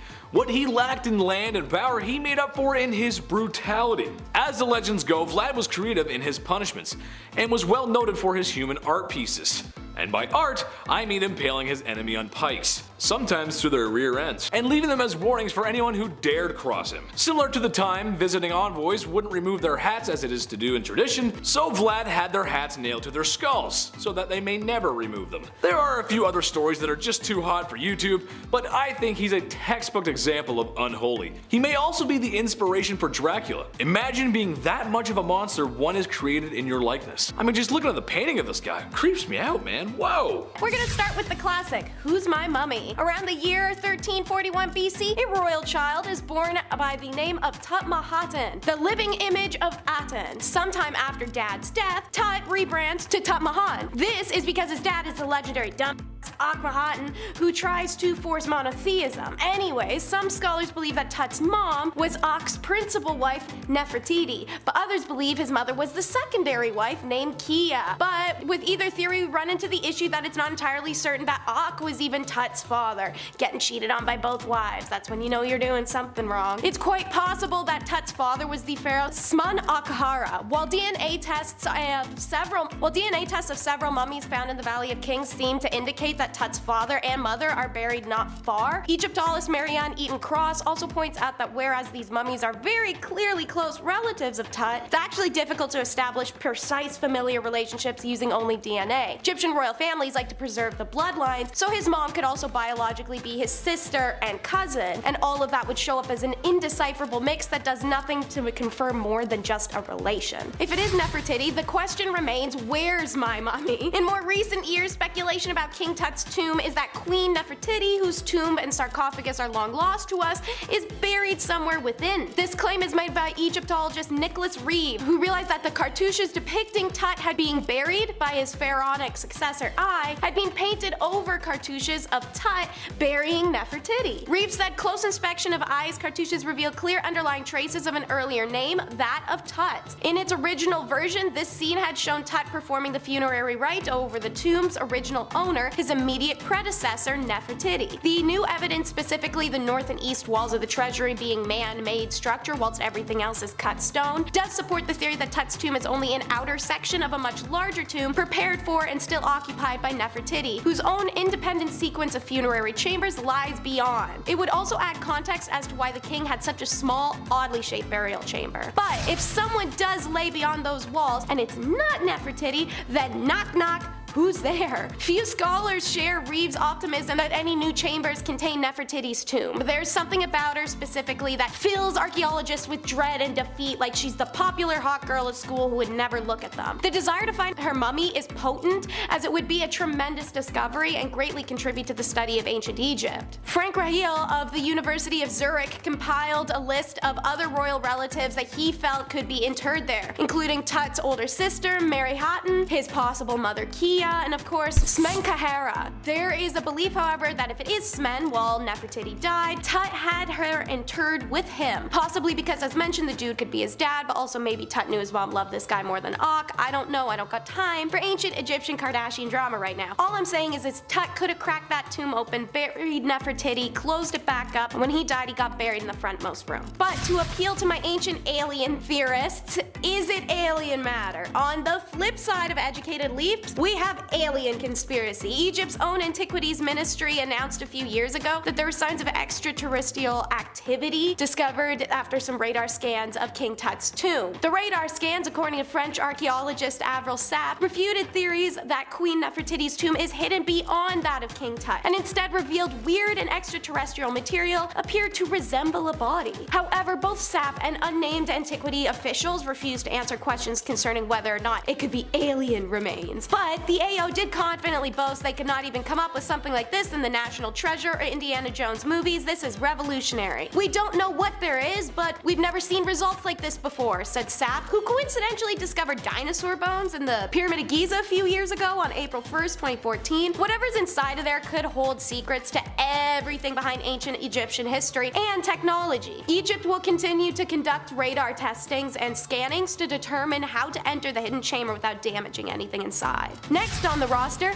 how do you die? One important question that's likely never going to be answered by anything that might be contained in newly discovered chambers is how Tut died. Let's run through some of the many options, shall we? Was it A, King Tut's knee was broken so badly that it was a compound, the bone piercing the skin and causing massive bleeding? Although a fatal leg fracture fits the idea that Tut had died abruptly, it cannot be stated for medical certainty that the fracture occurred while Tut was alive. It's possible his knee was broken after death. Was it B, Tut's death was caused by an infection that resulted from said fracture? Not the result of a chariot crash, by the way, since Tut's physical impairments would have made chariot racing impossible. His immune system was weakened from several bouts of malaria. But maybe it was C, Tut may have been killed by an elderly chief advisor and successor Ai. An x-ray of his skull revealed calcified blood clot at the base, and it could have been caused by a blow from a blunt instrument. Or maybe it's D. New analysis of CT scans from 03 show Tut was embalmed without his heart and anterior chest wall, structures that couldn't have been removed by tomb robbers or anyone else. The assumed cause was an extensive crushing and tearing injury like the bite of a hippopotamus. Despite not knowing how he died, we know after he did, there was a big ol' succession mess. Post-Tut, the pharaoh plot gets all dicey. Hormuzd was the chosen heir for the throne and was off waging war against the Hittites. The coup theory for Tut's death revolved around his elderly chief advisor Ai, because we do not know how or why a high official like him him came to be king of Egypt otherwise. He definitively stole the crown and throne from Horemheb in his absence though. Ancient letters suggest that either Nefertiti or, more likely, Tut's widow Akhenaten was desperate to prevent Ai from becoming pharaoh and asked the king of the Hittites, who they were at literal war with, to send a prince who could marry her and rule Egypt. An and Nefertiti are erased from history around that time. During his short reign, King Ai tried in vain to achieve peace with said Hittites, while also simultaneously trying to prevent Horemheb, the true regent of Tut, from seizing the throne while he's alive and after he died. To do so, he named an heir, an army commander named Nakahimti, who we know as perhaps to be Ai's own grandson. As you can imagine, Nakahimti became Horemheb's great rival, but Ai's successor would finally be Horem when his 3-year reign ends. Horem would then rule for nearly 30 years and then remove all known history of Tut, An, Taa, Nefertiti, and Tut's father, Ak. Now that's a mystery as to why. And while we're on the topic, where is An? For over 3,000 years, her life has been a mystery to us and mostly made up of bizarre facts and strange omissions, like that despite being the third daughter of the pharaoh, she was once his wife too, before marrying her half-brother Tut. When Tut died, the corrupt priests chose an heir, General Horemheb, known lunatic. Anne was terrified and realized the kingdom was being lost to corruption and secret societies. She potentially writes to the King Hittites during their time of war as mentioned, offering herself and the throne of Egypt to one of his sons. The prince in specific was Zanzania, and he set out for Egypt and is killed before he arrives. Historians believe this was Horemheb's doing. Anne is forced to marry Ai so he can steadfastly secure his place on the throne, and then like that, she vanishes from history, an absence that some historians say signal her death. But it isn't the only time that has fragmented her story. An's role of ancient Egypt's most contentious period was lost deliberately, excised from the annals of history by the new dynasty that rose to power just decades later. DNA testing, she may have been one of the female mummies found in Key V21, but for now, she remains shrouded in mystery. The story of the Cobra and Canary is next. Howard Carter, self-taught archaeologist, plunderer, thief, and is responsible for the discovery and opening of King Tut's tomb. Prior to said opening, he had bought a golden canary, hoping its chatter and song would cheer up his empty house. When he first brought it home, one of his housemates tells Carter, "It's a bird of gold that will bring luck. This year we will find a tomb full of gold." Well, howdy doody, either that bird summoned gold or the maid is a fortune teller. Within a week of purchasing the canary, Carter discovers Tut's tomb. And before knowing whose tomb they had found, the workers nicknamed it the Tomb of the Golden Bird, a bird that becomes an omen of what's to come. During the recent excavations which led to the discovery of the tomb of Tutankhamun, Mr. Howard Carter had in his house a canary which daily regaled him with its happy song. On the day, however, on which the entrance to the tomb was laid bare, a cobra entered the house, pounced on the bird, and swallowed it. Now, cobras are rare in Egypt and seldom seen in winter, but in ancient times they were regarded as symbol of royalty, and each pharaoh wore the symbol upon his forehead as though to signify his power to strike and sting his enemies. And obviously this segues us to the classic mystery of the mummy's curse. I'm of the opinion anyone who pillages or destroys history deserves to have a curse, so Howard Carter and company, please continue rolling in your graves, bud. You earned this. So, George Herbert funded the excavation and died from blood poisoning days later. Legend has it, when the Lord Carnarvon died, all the lights in his house and in Cairo, Egypt mysteriously went out. Howard Carter gave a mummified hand wearing a bracelet inscribed saying, "Cursed he be who moves my body," to his friend Bruce Ingham as a gift. Ingham, that man did not like you. His house burned to the ground not long after, and when he tried to rebuild, it was hit by a flood. George J. Gould dies after one visit. Aubrey Herbert dies of gum rot. Hugh Evelyn White takes his own life, but not before writing in blood, "I have succumbed to the curse which forces me to disappear." Aaron Ember and his whole family dies, and Richard Bethel is suffocated by apparently the Satanist Aleister Crowley of all people. Archibald Douglas Richard died 3 days after X-raying Tut, and then James Henry Breasted dies on his next Egypt trip. Mystery, or what do you think? And last on our list is the alien jewel. The amazing story began 77 years after Carter's discovery, when an Italian geologist noticed something odd about the yellow-green scarab in the pectoral center. The subsequent tests proved that the lump of glass was older than any Egyptian society, a lot older, in fact. Experts traced the scarab back to the Great Sand Sea, 500 miles southwest of Cairo, in which there are known to be huge lumps of glass poking leaking out of the dunes. The general opinion is that a meteor hit the desert hundreds of thousands of years ago, heating the sand enough to create glass. To give you the idea of the magnitude that is supposed impact, the first A/B testing done created a thin frost-like layer of glass in the New Mexico desert. Meanwhile, chunks of glass the size of literal human heads can be picked up from the Great Sand Sea to this day. That means this meteor hit with an impact that we humans can't recreate on a different type of scale. But there's no evidence of a meteor that has ever struck the desert. If this glass is of meteoric origin, then there should be a crater of that age, says Boston University Farouk Al-Baz. But no crater, let alone partially fused or a serial piece, has ever been found. This suggests the less exciting origin, a supersaturated lake of silica that slowly dried into a natural glass hard enough to resist a scalpel mark. What do you think? Kicking off the list at number 10, a fool. While ancient kings have all the riches one man can possibly have, it's still somehow never enough. Kings also have their own walking, talking party. Yeah, how fun is that? The earliest accounts of the fool go back to the 11th century. These fools were hired to liven up the party. Most of you may have an image of a jester in your head, just jumping around on tables, telling jokes, juggling with big pointy shoes, wearing pajamas.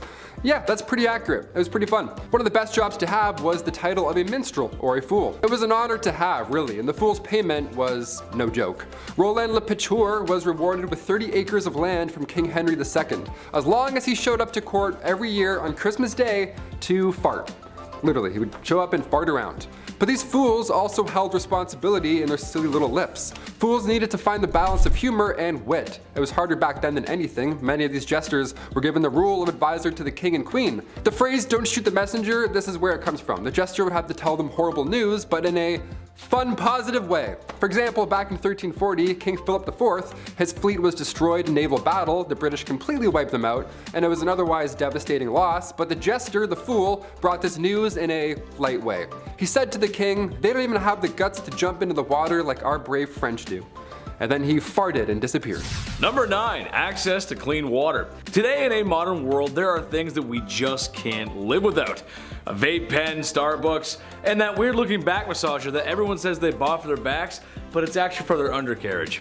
Speaking of undercarriages, you don't want to drink from the water from underneath one. Dirty, muddy street water is bad for your health. The ancient kings of old knew this. It was common knowledge that drinking dirty water could lead to you spending more time squatting over a hole than spending time with your family, and nobody wants that. Life for citizens who were not royals could have it pretty rough. Ancient kings had the luxury of having clean water, or somewhat, it's still kinda not so clean, or at least more clean than the commoners. Through methods of fresh spring water, boiling, and even some early filtration methods, they had access to better water that wouldn't make their guts hurt. With that being said, a lot of times given the sussy nature of water, a lot of kings just drank alcohol, which honestly might have saved them since the alcohol could possibly kill harmful bacteria. The one time in life that boozing might save your life. Anyone got a beer? Number 8, ladies first. These ancient kings, they could literally do whatever they wanted. And it's important to note how they would act if they didn't get what they wanted, right? Like George IV of England, he's referred to as England's worst king by historians. Great title, even worse than King Joffrey, what do you know? It's one thing to spiral into debt, that's classic king behavior. MC Hammer went broke, we get it, it happens. But George IV, he was all about the ladies, a little bit too much. All he wanted in life was just to hook up with women, that was it, his only desire in life. And if they weren't interested, George was known to throw fits. He would cry and stomp his feet, literally. You know how those brave and bold kings do? George would offer these ladies money, although they weren't for sale, so that wasn't a great plan and didn't work a lot of the time. And George would go so far to threaten his own well-being if they refused. How terrible is that guy, right? Just imagine that conversation, how insane. What takes this to the absolute next level though is that George would keep a lock of his partner's hair after they had spent the night together. Now I know you're freaking out, maybe you're like, huh? Maybe you just choked on your rye bread sandwich a bit, that's more than fair. At the time, this wasn't abnormal behavior. I mean, you know, lovers would exchange their hair instead of phone numbers, I get it, it's back in the old days. But George, he had a lot of hair. He had like a lot of hair. He had like 7,000 envelopes filled with hair. I'm over here exchanging phone numbers at the club. Like, what am I doing wrong? Am I, doink? Call me, peace. Number 7, food. Nice. Whether you like it or not, at some point in your life you're gonna have to eat, and if you're like me, that means all the time. Steaks, ribs, beer, Burger King, pizza, pasta, ham, and chicken wings. Nice. It should be no surprise that I like beer and barbecue, and to answer your question, yes, I am the most fun guy to be around at the barbecue. Why? I just like to have fun and I like to eat good food, man. That's just it. Imagine a world, however, where there is no pizza and chicken wings. I know, it's horrible, right? Ugh. Food was always a concern of commoners in ancient times, and as much as I love meat, it wasn't always available. They just didn't live in the industrial agricultural world that we live in today.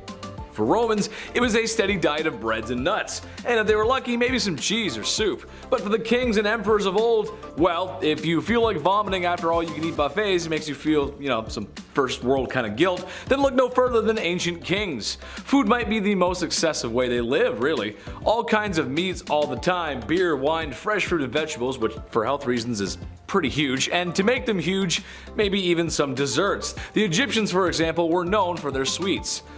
And now I'm hungry. We should go to a banquet together. Number 6. 6,000 knights.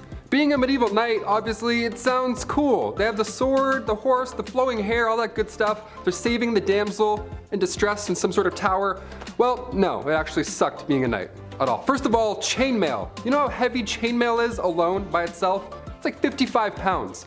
All that chainmail underneath your armor, no way. My body, this Q-tip spine would just break in half. No way. I can't even get on a horse wearing jeans and a shirt, let alone chainmail. Being a knight is something that starts when you're 7 years old as well. You gotta start as a little royal tot. Then you'd be given to a noble to learn and be wise for 7 years, some, Yoda type scenario. And then at age 14, you become a squire. A knight's intern, not an ideal job to have when you're 14, but if you stick it out just 7 more years, then you're an official knight. That's it. But then what? Do kings have 2 knights? Do they have 4 each? Is it like a breakdance squad? Is it like 8s, groups of 8s? How do we do this? Henry II of England could call up to 6,000 knights. This was back in the late 12th century. That's a lot of backup. That's a lot of shiny, majestical backup. My favorite knight still to this day, I don't care, Martin Lawrence. Jamal, Scott, Walker. FBI, what's up? What's happening, y'all? Number 5, big money. This is no surprise to anyone, I'm sure, but back in the day, I'd argue the division between wealth and poor was larger than today. Kings had it all. I mean, if you listen to what Taylor's saying, he knows what he's talking about. Food, water, power, what else is there? Well, how about the coinage to make it all happen?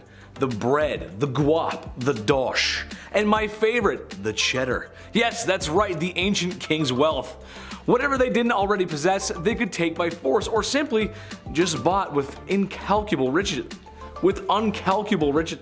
So much money. They had so much money. I can't make it clear. They had a lot of money. A great example of this was Mansa Musa, a very wealthy king from the Mali Empire. It's speculated he might have been the wealthiest person to ever walk the face of the earth.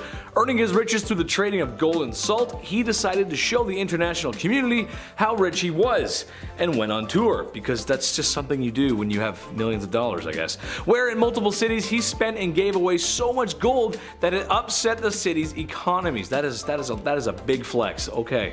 Donald Trump might have hotels, but Mansa Musa has everything else. It's kind of like Monopoly when one player has a boatload of cash and they go from one good property to the next. So if they land on something, they got all the cold hard cash to deal with it. Plus, they also have some good property and they just make it back every turn anyway. I'm fed up with Monopoly. Number 4, King of Castles. King Ludwig II had numerous castles built to resemble fairy tale castles. Yeah, let's call this inspiration, I guess. What a privilege this ought to be. Ludwig was only 18 when he became the King of Bavaria back in 1864, and then he had castles built as, he was inspired from romantic literature and spending time at the opera. You hear that, Andrew? He was inspired after the opera. What a poet. It's crazy. Crazy. Must be nice, right? King Ludwig II would spend his nights in one castle, looking through his fancy telescope, admiring the next castle being built. What? He even freestyled the castle as well. Yeah, just 4 years in, the guy designed his own majestical castle. And to this day, it's one of the most photographed places in the world, so clearly he did something right. Neuschwanstein Castle, literal fairy tale, there we go. Meanwhile, I'm over here making castles in Minecraft. Still fun, we'll take it. Number 3, jousting. First there is bread, and then there is wine, and then there is entertainment. You can't tell me while a delicious plate of nachos dances like a ballerina in your microwave, you didn't pull up some super cool content to watch on your phone. maybe featuring a large, kinda funny comedian, and maybe also featuring a super handsome, tall, funny comedian with a neck thing, I don't know. Kings of Ye Olde Times did not possess the power of the internet or watching fail videos, so watching combat sports was the next best thing. Oh, what's that I hear? Watching the sport isn't enough?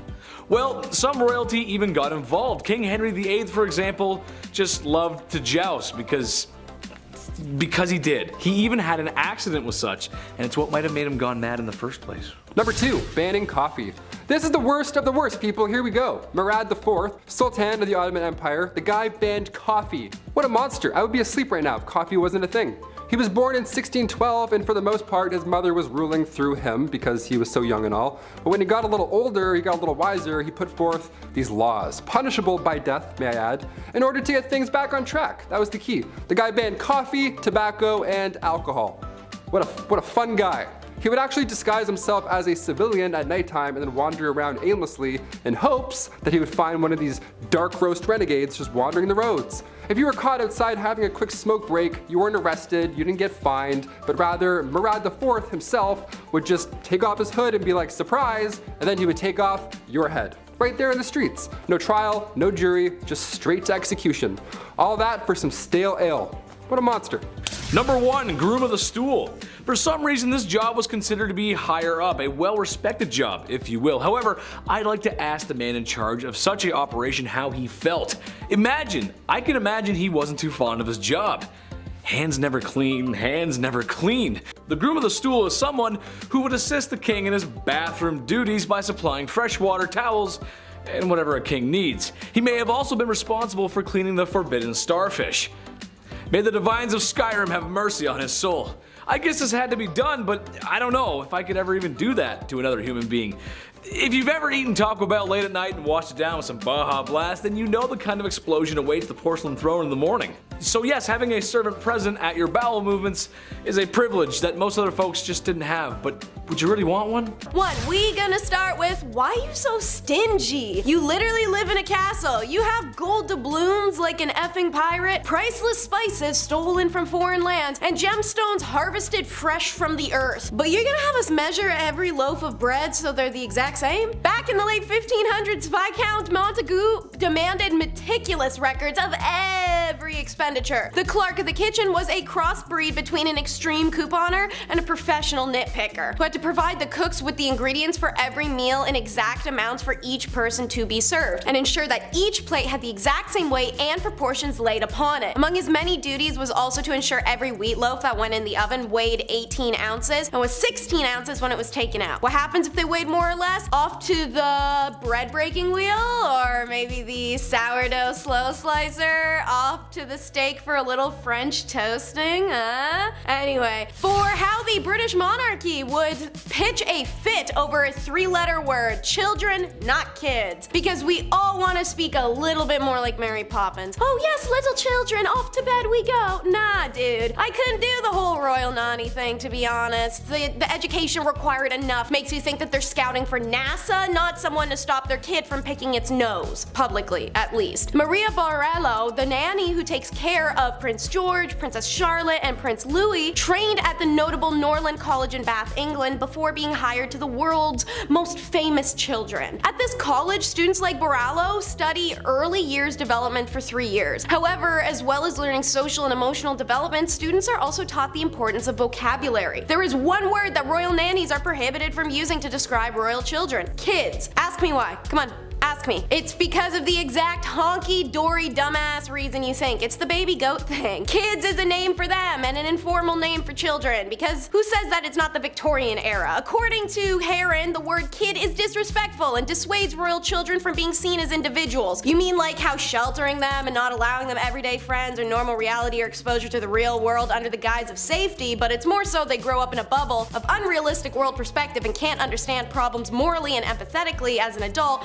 only in a political sense. You mean like that? Sounds like what they're doing. And speaking of the Windsors, did y'all know Charles specifically sucks? A lot of kings imposed a lot of rules for their servants, but something about King Charles gets the most under the skin. Maybe it's because he had some pretty frivolous, unrealistic asks for a man who just got the throne this year. So listen to his tea procedure alone. Charles is very particular for how his tea is served when he's visiting the Paladinian house. When preparing the tea, you must use a teaspoon measurement of tea leaves per cup, and then there must be an exact temperature of 70 degrees Celsius for green tea and 100 degrees Celsius for Earl Grey or English breakfast. The prince's hot beverage must also be checked with a thermometer before being served, and honey should always be used to sweeten the tea rather than sugar. When serving the tea to the prince, the teaspoon should be situated precisely to the right underneath of the handle of the cup. Clive Goodman, a royal reporter for News of the World, claimed that Prince Charles does nothing himself. He described the morning scene in which Charles gets ready for the day, but all the preparation is done for him. He gets up in the morning, his bathrobe is there waiting for him. He walks into the bathroom, the bath is drawn for him already. Even when he gets out of the bath, the towel is already folded in a special way, so he just has to sit in it and wrap it around himself. Then he goes into the dressing room, his clothes are laid out for him, even his socks, left and right, are in the exact right spot. Charles even has valets squeeze 1 inch of toothpaste onto his toothbrush every morning. If anyone gets anything wrong, everyone is scolded. Gosh, and I'm sure y'all remember the viral video of him from September of 2022 forcing a servant to come clear off the desk of like 3 pieces of paper because he couldn't have done it himself. Since that highly debated viral clip was mentioned, I'll make the next point about how gratitude is implied, which it's most definitely not. I don't see a lot of gratitude coming from royal families. There is endless videos and pictures of these sour-faced monarchs harassing and devaluing the endless service they have accompanying them. Let me hit y'all with an iconic example. Have you seen Downton Abbey? Most folks have. Have you ever noticed one of their royal or aristocratic characters ever say thank you to their servants? No? And that's an intentional detail, as it's been a long since unspoken, at least in British monarchy, that servants are best unthanked and unheard. Now, Alistair Bruce in the BTS documentary about the TV show series explained his perspective, that the servants did everything for their masters, and if thanks were given, it would be necessary to say them at least 60 times a day. That would be, as the English say, tiresome. It does stand that servants are not required to be thanked no matter if they just tied your shoe or wipe your ass. You as a royal have the right to just scoff and point and expect results. But at least one royal who can't verbally berate you is the revered royal pets. Multiple royal houses and their respective rulers have decided to use these rules and servants to treat their pets as an extension of themselves. By personifying them, even just trimming a corgi's nails too short could get you proverbially beheaded and definitively fired. Some famous examples of royals who have servants service their pets are Queen Elizabeth II staged a funeral for a chameleon, and an Indian ruler Muhammad Khan threw a lavish, elaborate wedding for his dog. Louis of France took being a cat person to a whole other level and basically turned Versailles into a giant breeding ground. Charles II of England issued a royal law that his iconic King Charles Spaniels, which are obviously named after him, have license to walk anywhere in the kingdom without harassment, even Parliament. And of course, who can forget Caligula, who appointed his favorite horse, Icarus, as an official senator. But I'd have to say, I imagine there's not much worse than food tasting. Normally, you'd be able to think this wouldn't be so bad. Wrong, let me make it worse. So obviously, they're tasting it for poison and other tricky little substances that could take down a king.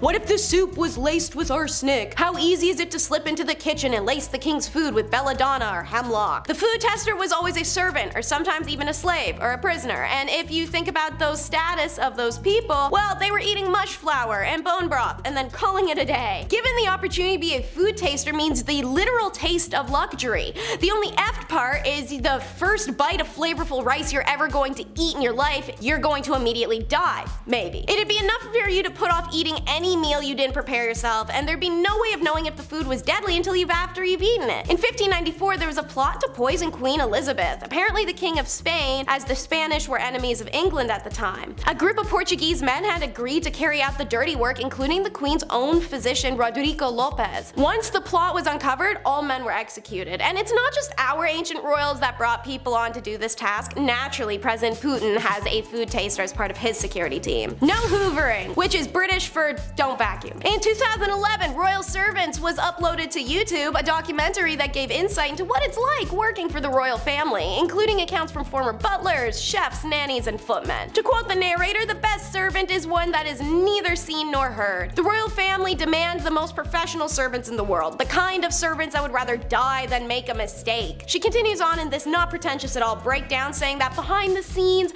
butlers lay out clothes, footmen carry early morning trays, and cleaners sweep carpets, lest royal ears are offended by vacuum cleaners. One rule cleaners must follow is that they have to sweep the floors instead of hoovering them, because the sound may be too loud, especially in the early morning. I don't know if you guys have seen these palaces, but they're about 110% red carpet, and it's not that cheap kind. This stuff probably holds on to dirt the way your homie holds on to their cheating ex. Not being permitted to use such modern inventions makes their job not even a little, but a lot more difficult. Immensely. They have to quite literally sweep the carpets, the most ineffective way to clean a carpet that's tacked into the ground. And they're already being held at a higher standard than really any other servant on earth. But don't forget, after you're done measuring the carrots, you feed the horses, and sweeping a carpet, you also have to kiss the linens. Whichever unfortunate servant was tasked with making Henry VIII's bed after he woke up in the morning was then required to kiss every part of the linen to prove he hadn't smeared poison on them. What? Don't get me wrong, Henry was like intensely and increasingly paranoid. You can go check my recent video, Top 10 King Henry VIII Facts You Never Knew, to learn more about his whole mess. But anyways, someone screws the pooch. Pretty sure it's Ambroise Parche, the 16th century French royal physician, who once wrote, "Now poisons do not only kill being taken into the body, but some being put or applied outwardly." And now this delusional hypochondriac finds out the poison can sink in through his skin, not just be ingested, and he insists on this gross ritual. In an era where sheets don't get washed, and he doesn't wash, and he's all sweaty and gouty, and banging tons of biddies in that bed. Imagine having to kiss those sheets every morning. That's the real poison. RIP, dude. Mint essence oil under the nose, and I'm just praying for you. When the standard of hygiene is so low, your only request is that X marks the spot. Eleanor Harmon, the author of The Royal Art of Poison, says royal palaces, some courtiers don't even bother to look for a chamber pot, but just dropped their britches and did their business. All of their business. All of it. All of it in the staircases, the hallways, or the fireplaces. In Versailles, women just pulled up their skirts to pee where they stood, and some men urinated off the balustrade in the middle of the royal chapel. The smelly truth is that Hampton Court, that of Henry VIII, was not well equipped to serve the bodily needs of hundreds upon hundreds of servants. During the king's boisterous banquets, busy servants regularly needed the call of nature, so they relieved themselves in hidden hallway corridors or on sizzling fireplaces that were cooking the food. I need a minute with that one. Anyways, the walls reeked of urine so badly that according to historian Lucy Worsley in her book If Walls Could Talk, the palace management would have had crosses chalked into the walls with the hope that people would be reluctant to desecrate a religious symbol. That's right. While servants were always encouraged to pee in vats, so their urine could be used to clean later, to keep servants and courtiers from urinating on the garden walls, Henry had large crosses painted in problem spots, I guess. But instead of deterring men from relieving themselves, what it did was literally give them a target. To fix the problem, Henry VIII then realized he had to make bathrooms, so he constructed a giant toilet block by the River Thames called the Great House of Easement. And of course, last but not least, fresh out the kitchen of Henry VIII is Dee's roasted chestnuts. King Henry VIII's kitchen at Hampton Court Palace was one of the largest kitchens in Europe, and obviously it would have had to be to service the banquets of grandeur I was just talking about. There were huge wood fireplaces producing an average of 800 to 1,000 meals in a day, courtesy of just a mere 200 cooks. Naturally, that amount of ovens and that amount of cooks in the kitchen, yeah, it's downright cozy. And the average of 1.3 million logs were burned, creating a hellish atmosphere, leaving the cooks drained and drenched in sweat. From roasting meats to boiling cauldrons, the kitchen of Henry VIII was no less than passing as the underworld. So, what happened in all this heat, dare say? Did they crack a window? Did they get some ice? Take a smoke break, maybe? Nah, the cooks just took off all their clothes to tolerate the temperature while it's cooking. Just to reiterate, all their clothes. All of them. But alas, the atrocities were never ending for these men, as King Henry VIII issued an order to stop being naked or in garments of such vileness as they do now, nor lie in the nights and days in the kitchen or the ground by the fireside. To combat the problem, clerks of the kitchen were instructed to purchase honest and wholesome garments for the staff. And guess what that was? There's a reason the apron covers the front. Number 10, King Midas. Most people know the story of King Midas, but in a nutshell, he was a king who was granted the power of everything he touched turned to solid gold. So, no, he didn't exactly buy anything with that kind of power, but the man can have anything he wants or buy anything he wants. It's a lot of gold. This sounds great, but it's really awful for a couple of reasons.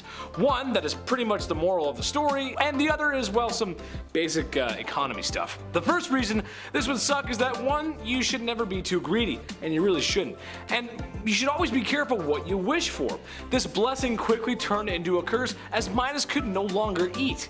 Which, that's bad. Not eating and everything you touch turned to gold. Oh, you couldn't hug anybody? It's terrible. The other issue would be his wealth. You'd have to be very careful on how many items you actually touched, as producing too much gold would eventually devalue the price of gold. Especially if you touch a bed or something, that's a lot of gold. Imagine how much a solid gold bed would weigh, or how much that would be worth.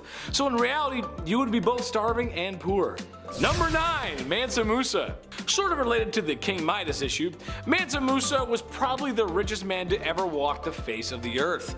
A king from northern Africa who exploited his country's salt and gold reserves.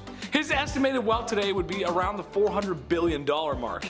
$400 billion US. Ooh, that's a lot of money. Tough to actually measure it exactly because it was from so long ago, but it could be less, and some say it could actually even be more. Mansa Musa went on tour one year to see all the beautiful things he could of the ancient world, and you can't take a little vacation without buying something at the gift shop. Mansa Musa was so rich and spent so much money in a few towns that he visited that he single-handedly upset the economy of those cities. Elon Musk wishes he could. So he basically bought a lot of stuff, and it was unusual because it upset the economy. Like, he destroyed the economy of those towns. That's insane. Number 8, Michael Jackson, the king of pop. Ah, see, I got you. I pulled a sneaky on you. But he's still a king. And maybe he was the biggest celebrity who ever lived. Would Halloween really be Halloween without Thriller? And how could cool guys let you know they were cool in the 80s if they didn't have all that leather jacket and stuff? You wouldn't be able to know. You just wouldn't. Well, maybe some things you don't know about Michael Jackson were his shopping habits. The man loved shopping. And with that kind of money, well, you can do anything. Well, some may remember his chimp, his Neverland mansion complete with carnival rides, an arcade, and even an oxygen chamber in case Darth Vader was coming over to stay the night. However, something very strange the man tried to do was he tried to buy a very strange man himself, or rather his bones. For some reason, Michael had a fascination with the Elephant Man, a man with severe facial deformities and freak show performer from the late 1800s. Michael tried to purchase his remains. That's it. That's the point. He tried to buy him. They wouldn't let him, but he tried. That's a weird thing to buy. Whenever I hit the number, I don't go, hey, 1-800 museum people, someone bring me King Tut. I want it. Number 7, Elvis Presley. Lots of similarities today. Elvis Presley, before Michael Jackson, he was probably the most famous person to ever exist. The king of rock and roll, baby, that's right. All I'll say is phone your grandma and ask her how she feels about him. She probably says she loves his music and those gyrating hips. At the time, it was pretty controversial. Boy, only if they knew what was going on today. Whew. Sorry, 50s atomic families. Well, being that Elvis Presley was the king and the first celebrity to be idolized the way we do with modern celebrities, he became quite wealthy. Well, with all that money, he bought some weird things, including a chimp. Everyone's buying a monkey, they want a zoo, I don't know. A mansion property he named Graceland, a pink Cadillac for his mother, and strangely enough, he bought FDR's yacht. Yeah, what? That's so weird. Good president, sure, but does it really have room for a monkey in a pink Cadillac? I don't know. Number 6, French royalty. This one is more about Marie Antoinette and King Louis XVI. It's kind of like a two-pack, kind of like a couple, but trust me, it all makes sense in the end. Again, anything they bought, it was probably the king's wallet, wasn't it? Okay, so when your country is starving, demanding more rights, and in general, life really sucks, what's the next best thing you do? Buy a $12 million necklace. Yeah, right, okay, I've said that before, sure. Okay, Chad, what else? Continue to live your opulent life on the king's and people's dimes. Sure, why not? It makes sense, okay. I'm talking too much. Well, something I learned today and something that Taylor showed me is that I guess the last Queen of France was a little lonely. So what did King Louis do to fix this? Spend more time with her? Nay. Buy her a new dog? Nay, sir and madams. He had her pug from Austria imported to the country. And anyone can tell you that when something is imported, you are going to be dishing out a few more dosh. Yes, that's right. They imported her pug from Austria. Imagine how that sounds when your house is literally falling apart, you're starving, and you pay the most taxes. Makes you want to put heads on pikes. That's what it makes you want to do. Can you imagine that? We're all poor and hungry. She's like, oh, look at my dog. It's my dog. They're French, they don't sound like that, but this is my dog, look at my dog, here he is. Number 5, King of Egypt. His Majesty Farouk I, by the grace of God, King of Egypt and the Sudan, that was his full title, was disposed during his nation's 1952 revolution and spent the remainder of his days exiled to Italy. In his haste to avoid getting the Mussolini treatment, he left behind a majority of his most prized possessions.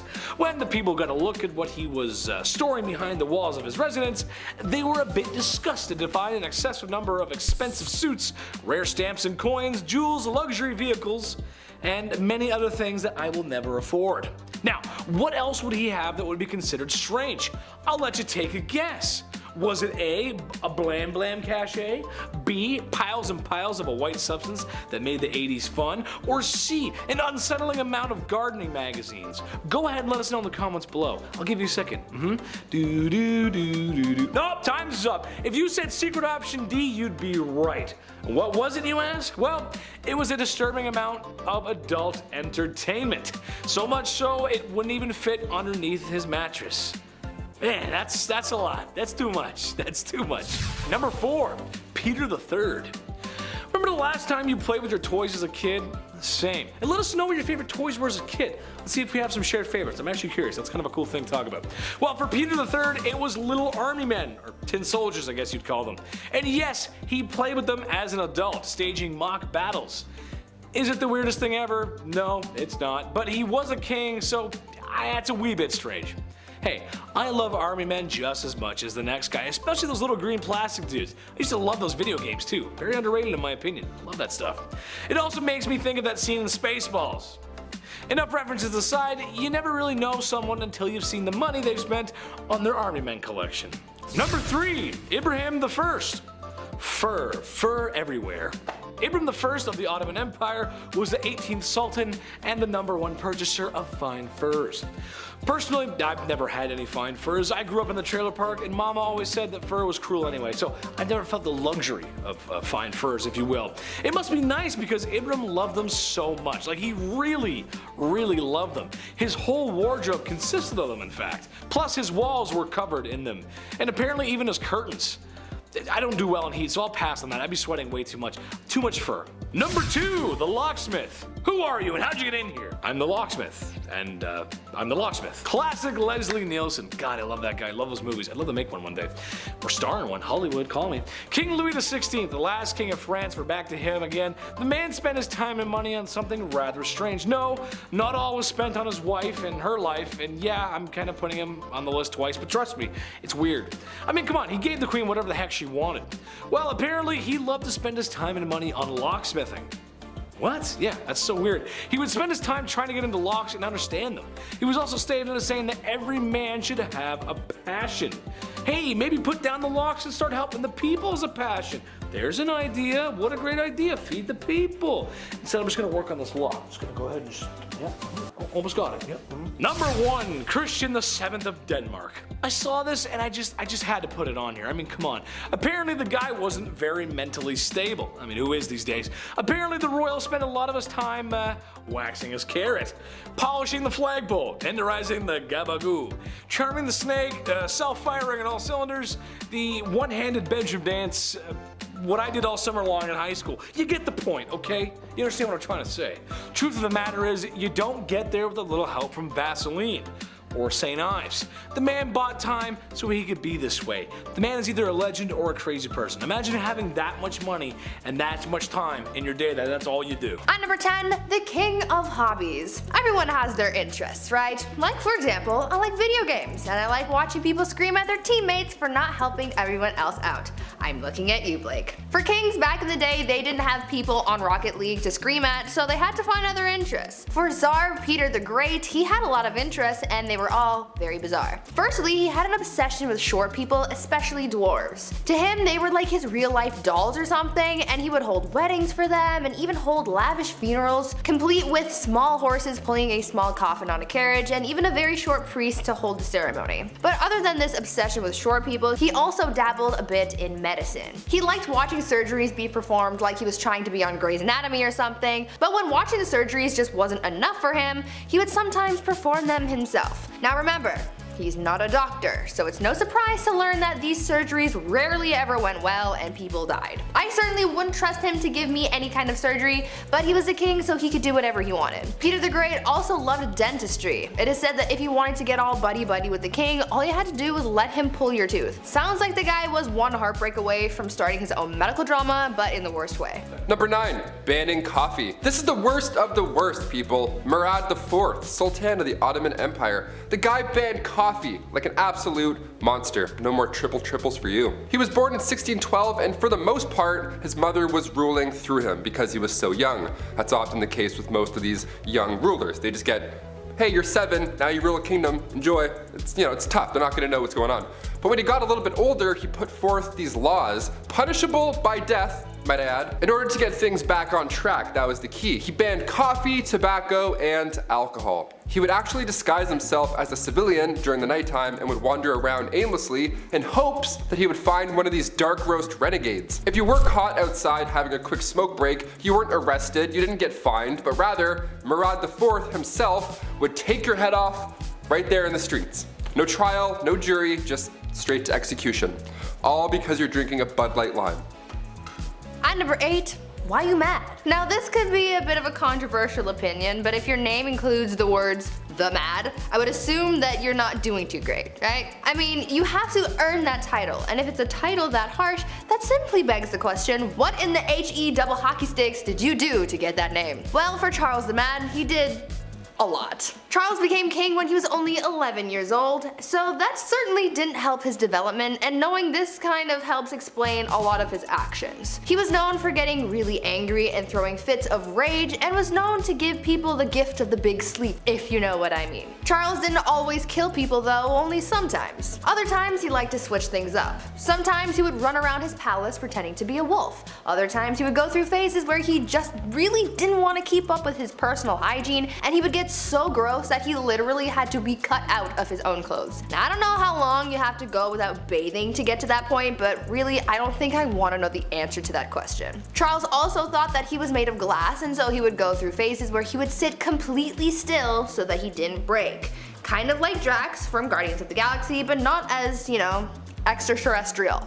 Well, maybe he was. That honestly would explain a lot. Number 7, party hard. Zhu Huzhou was the emperor of the Ming Dynasty in the early 1500s. Now, lately we've been talking about kings and queens. We're on part 2s for both now, and there's a good amount who simply just aren't ready. They're too young to rule. Like Joffrey from Game of Thrones. Kings like that actually existed. They were horrible. They were young, they were too young to know what was right and wrong. Plus, they usually have some corrupt parents whispering in their ears the entire time. Zhu took the throne at just age 14, and for a while, ministers were confident that he would grow into the role and become the leader that he was born to be. Well, when he got older, he transformed a zoo just outside of Beijing. He transformed it into his own personal brothel.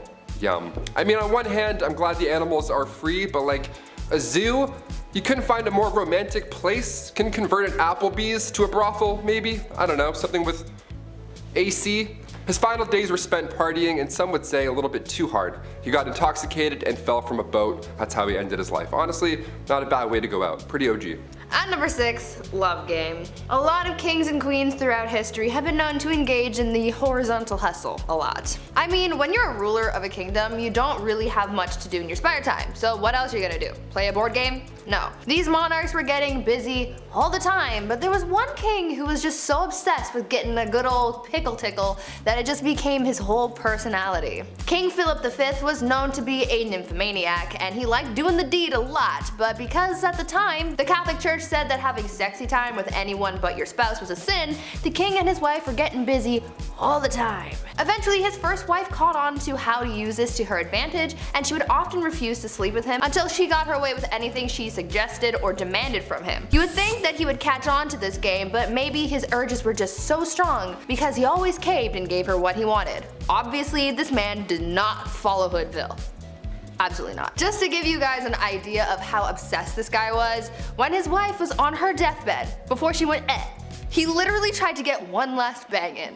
On her deathbed. Like, dude, not the time. Number 5, George V. We love hobbies here on Bumblebee. I mean, I used to collect special quarters growing up. I swear to God. The only time I've ever been good at saving money was when I was 12. I would see one of these and be like, don't touch it. George V turned out he loved stamps. A lot. Like a lot. Since he was a wee young lad, he was collecting these little guys. Here's the unusually impressive part about him though and his hobby. He continued to collect stamps during World War I. This guy was busy, everybody's trying to stay alive, and George is just licking stamps in the library like a prince. Like all collections, it started at an early age and now it's at the point where it's past impressive and it's just borderline strange. This guy had albums on albums of stamps. He had around 330 albums, each with 60 pages full of stamps. Quick maths, that's like 20,000 pages full of stamps. So naturally he was nicknamed the King of Stamps, or rather the King of Philately, the official term for collecting stamps. It's a nice word. Philately. Back in 1905, he set an all-time stamp record, which I didn't even know that was the thing, and it was the most money ever spent on a single stamp. The guy dropped like 220,000 US on a single stamp. Somebody even asked the prince down the road if he had heard about this idiot who spent 1,400 pounds on a stamp, and he was proud of it. He was like, that was me, you wanna see it? The next King George is a little different, to say the least. At number 4, womanizer. I'm going to preface this by saying that George IV of England was voted as England's worst king by historians, so that should already tell you a lot about this guy. Georgie here was yet another one of those monarchs who was a little too invested in his intimate conquests, you know? Now we do know that the encounters that he was on were all consensual, so that's a plus. However, he was still creepy about it. Yeah. This man tried everything to get a woman to sleep with him. He would throw a tantrum if she said no, or threaten to end his life if he didn't get to do the 8-legged nature dance, you know? Somehow, this had a pretty good success rate, even though he was not a catch at all. It feels like this was one of those situations where you kind of just give in to make him stop talking, you know? Anyways, this guy was super creepy because on top of the lengths that he would go to just to get some time in the sack, he also kept trophies of his conquests. He would ask each of the people he slept with for a lock of their hair, and he kept them all. Back then, it was kind of common for lovers to keep locks of each other's hair, but George's collection was alarming because of just how many locks of hair there were. After the king died, his brothers found 7,000 envelopes, each with a lock of hair that was, quote, enough to stuff a sofa, end quote. Fun fact, if you want to see this insane collection, it is in a museum in Scotland, so check that out if you want, I guess. Number 3, Kleptomania Part 2. On our spoiled queens list, Brie mentioned Queen Mary and how she just couldn't stop stealing, which is hilarious to me, just this old lady stealing your shit. Well, the last king of Egypt also had sticky fingers. He was even better at it too. Check this out. Farouk I was the youngest son of Egypt's first king, Fuad I. Now born in 1920 in Alexandria, and in his early days at school, he couldn't concentrate. The king sent him to England even after to hopefully find a better way of teaching, something that works for him, but still it was to no avail. Once the king passed away in 1936, Farouk then got the throne, but also so much property and so much money. He had hundreds of fancy cars, 75,000 acres of land. This guy had it all. Literally, he had anything he could think of, but still he felt like he needed to take more, to steal. At 17 years old, he would slam 12 eggs for breakfast and then wash it down with 30 bottles of beer. Nutritious and delicious. Horrible. On top of the fact that he loved to steal, he was the biggest hoarder. So he had thousands of shirts, randomly. He also had 50 diamond-studded walking sticks for some reason, and like a prince such as myself, he too collected coins. I mean, his collection was much nicer, but still, great minds think alike. Spoiled minds think alike, rather. Oh shit, this is eye-opening. One of the most bizarre facts about Farouk was he pickpocketed Winston Churchill once. He took the guy's watch. After everything I just said, he still decided to steal his watch. What a gem. We love him. Yeah. number 2, the King of Pettiness. Let's talk about a ruler that the Indian state of Alwar has described as controversial. If his own people are calling him controversial, then you know something's up, and boy, you better strap in because you're in for a wild ride with this one. Maharaja Jai Singh was pretty eccentric in a pretty dark way. He was known to have a temper and act on impulse, and he did some very questionable and downright scary things. He was known to be very competitive and hated to lose. One time, while playing polo, he and his team lost, and so in retaliation, he blamed the horse he was using and made the horse get extra crispy. He fired his horse. I'm sure you know where I'm going with that. If not, use your noodle, I don't know. Unfortunately, the cruelty towards living things didn't stop at animals, and he was also known to kidnap women from the streets and go all criminal minds on them. On a slightly lighter note, though, the Maharaja was also known to be very petty. Once he went into a Rolls-Royce dealership, and the person working there thought that he was broke and ignored him. Thinking that this was insanely rude, he bought 7 Rolls-Royces, sent them back to India, and used them to pick up garbage. This guy was really just doing the absolute most. And coming in at our number 1 spot, King Ludwig II. Home renovation shows rock my world. I can watch, love it, or list it for months at a time. It's the dream, building your own home one day, and if you're a king, well, it's pretty easy to get that done. In our Spoiled Queens Part 2, I mentioned a princess that had a house made of ice, literal ice.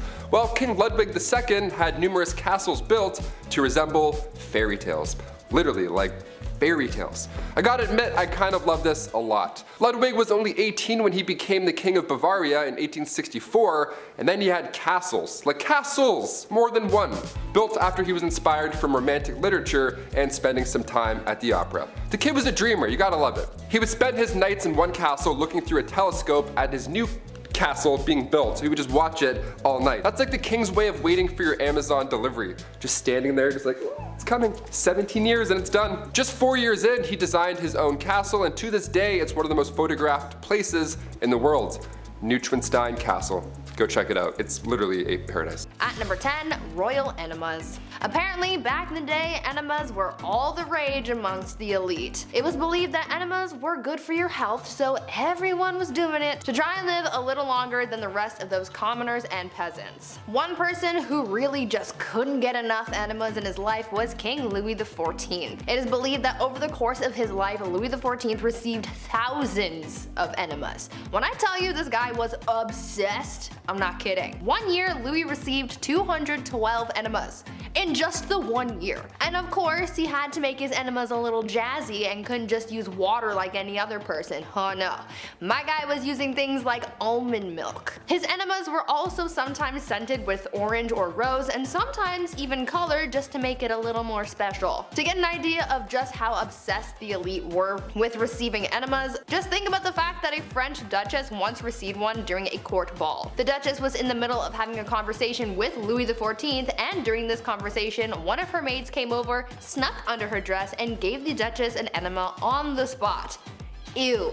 These people were so weird. At number 9, pampered pony. I'm sure I can speak for most people when I say when you have a pet, you love and care for that thing like it is your child, right? Well, one Roman emperor might have taken that concept a little bit too far, because saying that he was obsessed with his horse is an understatement. The Roman emperor known as Caligula had a horse named Incitatus. Caligula was a horse racing enthusiast, so Incitatus was his pride and joy, and not too many people were all that thrilled about it, to be honest. When I tell you this horse was treated better than most people have ever been, I'm not kidding. The horse's stall was made out of marble, his manger was made out of ivory, and he was even fed oats flaked with gold. Caligula was also very adamant about his horse receiving a good and restful sleep before a race, and he was so serious about it that he made guards stand outside of the horse's stable to make sure that the horse remained undisturbed while it slept.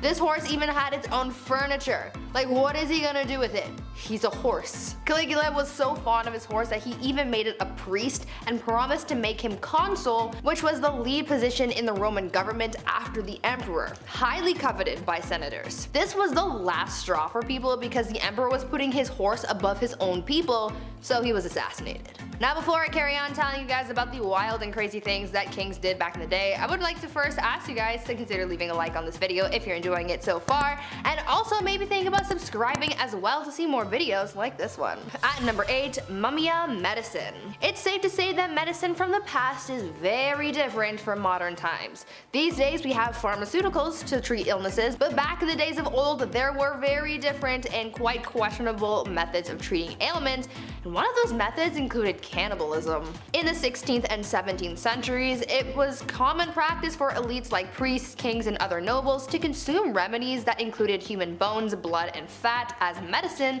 to treat ailments from headaches to epilepsy, and this practice was called Mumia medicine. At first, it started with people using Egyptian mummies and skulls from Irish graves for use in medicine, as bones would be ground and used in different tinctures for various uses. But soon, other parts of the body started to be used. Human fat was later used to treat ailments on the outside of the body, and blood would be consumed as well, as it was believed to contain the vitality of life. Several monarchs were known to use Mumia medicine, like Charles II and William II of England, Francois I of France, and Christian IV of Denmark. At number 7, kissing sheets. For thousands of years, monarchs worried about the threat of being poisoned by their enemies, and so they thought of an array of precautions to take in order to prevent being taken out by some kind of spicy death sauce or something. Many monarchs hired tasters to try their food before it was given to the king to make sure that it wasn't poisoned, but some monarchs were also afraid of being poisoned through something that they touched. This is why Henry VIII hired someone with a very important job to make sure that his bed wasn't poisoned. The person who was tasked with making the king's bed was also required to kiss every part of his bed in the morning. They would kiss the pillows, sheets, and blankets to prove that someone hadn't smeared poison on it. The king was also concerned with people poisoning clothing too, so his clothes as well as his son's clothes were also tested for poison before getting dressed. At number 6, eternal youth. I know that there are a lot of people out there who want to live forever. I am one of those people. I am afraid of dying, but I also want to see what humanity will look like many years from now until the sun consumes the earth. Unfortunately, that's kind of impossible, at least for now, until we come up with some kind of way to make people live longer. But this idea of prolonging your life has been around for thousands of years, and one Chinese emperor was super obsessed with the idea and really tried his best to live for at least another 10,000 years. Emperor Ying Zhang was obsessed with finding a magic elixir that would make him live longer, and he demanded that his subjects find this immortality elixir for him. Now, even though he brought a lot of prosperity to people during his rule, he never let go of his demand for immortality, and it put a lot of pressure on his underlings to find him something to help him live forever, but obviously that didn't happen. He was so concerned with his lifespan that he even brought magicians into his court. His obsession alienated him from his people, and after all of that effort trying to live longer, he died at the age of 49. At number 5, no bathing. These days, bathing is kind of a necessary thing. Gotta be clean, you have to smell nice, you have to practice proper hygiene. But back in the olden days, this was the complete opposite, and nobles rarely ever bathed, and it was kind of a trend. Over time, physicians began to believe that bathing was dangerous, and obviously the nobility tried to protect their lives and well-being at all costs, and so they just stopped bathing. In a popular 16th century medical book, it was advised, quote, "Use not baths or stews nor sweat too much, for all openeth pores of a man's body maketh the venomous air to open and for to infect the blood," end quote. So yeah, they thought that taking a bath would make you sick. In the late 15th century, Queen Isabella of Spain would go around bragging about the fact that she had only ever bathed twice in her whole life. Weird flex, but okay. King James IV apparently never bathed, and his hygiene was so bad that he passed on lice to other people who went into a room that was frequented by the king. He also never washed his hands before eating and would just rub his fingers with the wet end of a napkin. These people were gross. At number 4, prankster king. You know that you're a spoiled king when you can pull pranks on people constantly and never have anyone try and stop you or fight back. This was basically the life of King Christian VII of Denmark, who was known for being pretty childish and playing pranks on people his whole life. He was a troublemaker through and through. He was known to play pranks on his grandmother by putting pins in her throne, and he would throw things at her, and he even ran through the streets with his friend and his mistress, destroying shops and patronizing brothels. He even made his own torture rack, had himself tied to it, and flogged. Why? I have an idea, but I don't want to think about that one too hard. One of the other weird things that he was known to do was leapfrog over dignitaries when they would bow to him. This guy was really quite immature. At number 3, saints in bed. I understand the desire to feel protected by whatever gods or saints you might believe in. That's one of the whole points of religion. However, I think some people can take that idea a little bit too far, and by some people I mean the Spanish royal family. These guys took religion very, very seriously, and they believed that following religion heavily would allow God to heal them when they were sick. So, when a member of the royal family was ill, doctors would remove body parts or even entire corpses of saints from churches and monasteries and would put them in bed with the person who was ill. Yeah, they slept with the corpses of dead saints to be healed of their sickness. Could you imagine if that was still how medicine was practiced today? At number 2, rat court-martial. There has been a record of many kings throughout history who were complete children through and through. Even though many of them grew into adulthood, they still acted immature, and one of the greatest examples of that was Peter III of Russia. He was not a good ruler or a good husband to his wife, who would later become Catherine the Great. Peter spent every night in bed with her playing toy soldiers because he was obsessed with his little dolls. He was so obsessed, in fact, that when a rat chewed the head off one of his toy soldiers, he was so upset that he held a proper military court-martial for the rat. He proclaimed the rat guilty of treason and had it hung in a tiny gallows that he had built for the occasion. It was weird, but in the end that bizarre event helped Catherine overthrow her husband, so I guess it kind of worked out for someone. And finally, at number 1, groom of the stool. Guys, I found the worst job in history. You think working at the 1-star Domino's Pizza in your neighborhood is bad? Wait until you find out about the groom of the stool. The groom of the stool was a job created during the reign of Henry VIII, where the role was to monitor and assist the king in his bowel movements. They would carry around a commode at all times, and they were also tasked with monitoring the king's diet and meal times, and would organize the king's days around his break times. They were also tasked with undressing the king for him to do his business, and it's also been suggested that they would have had to, quote, cleanse the royal posterior as well. Sounds like a pretty crappy job to me, but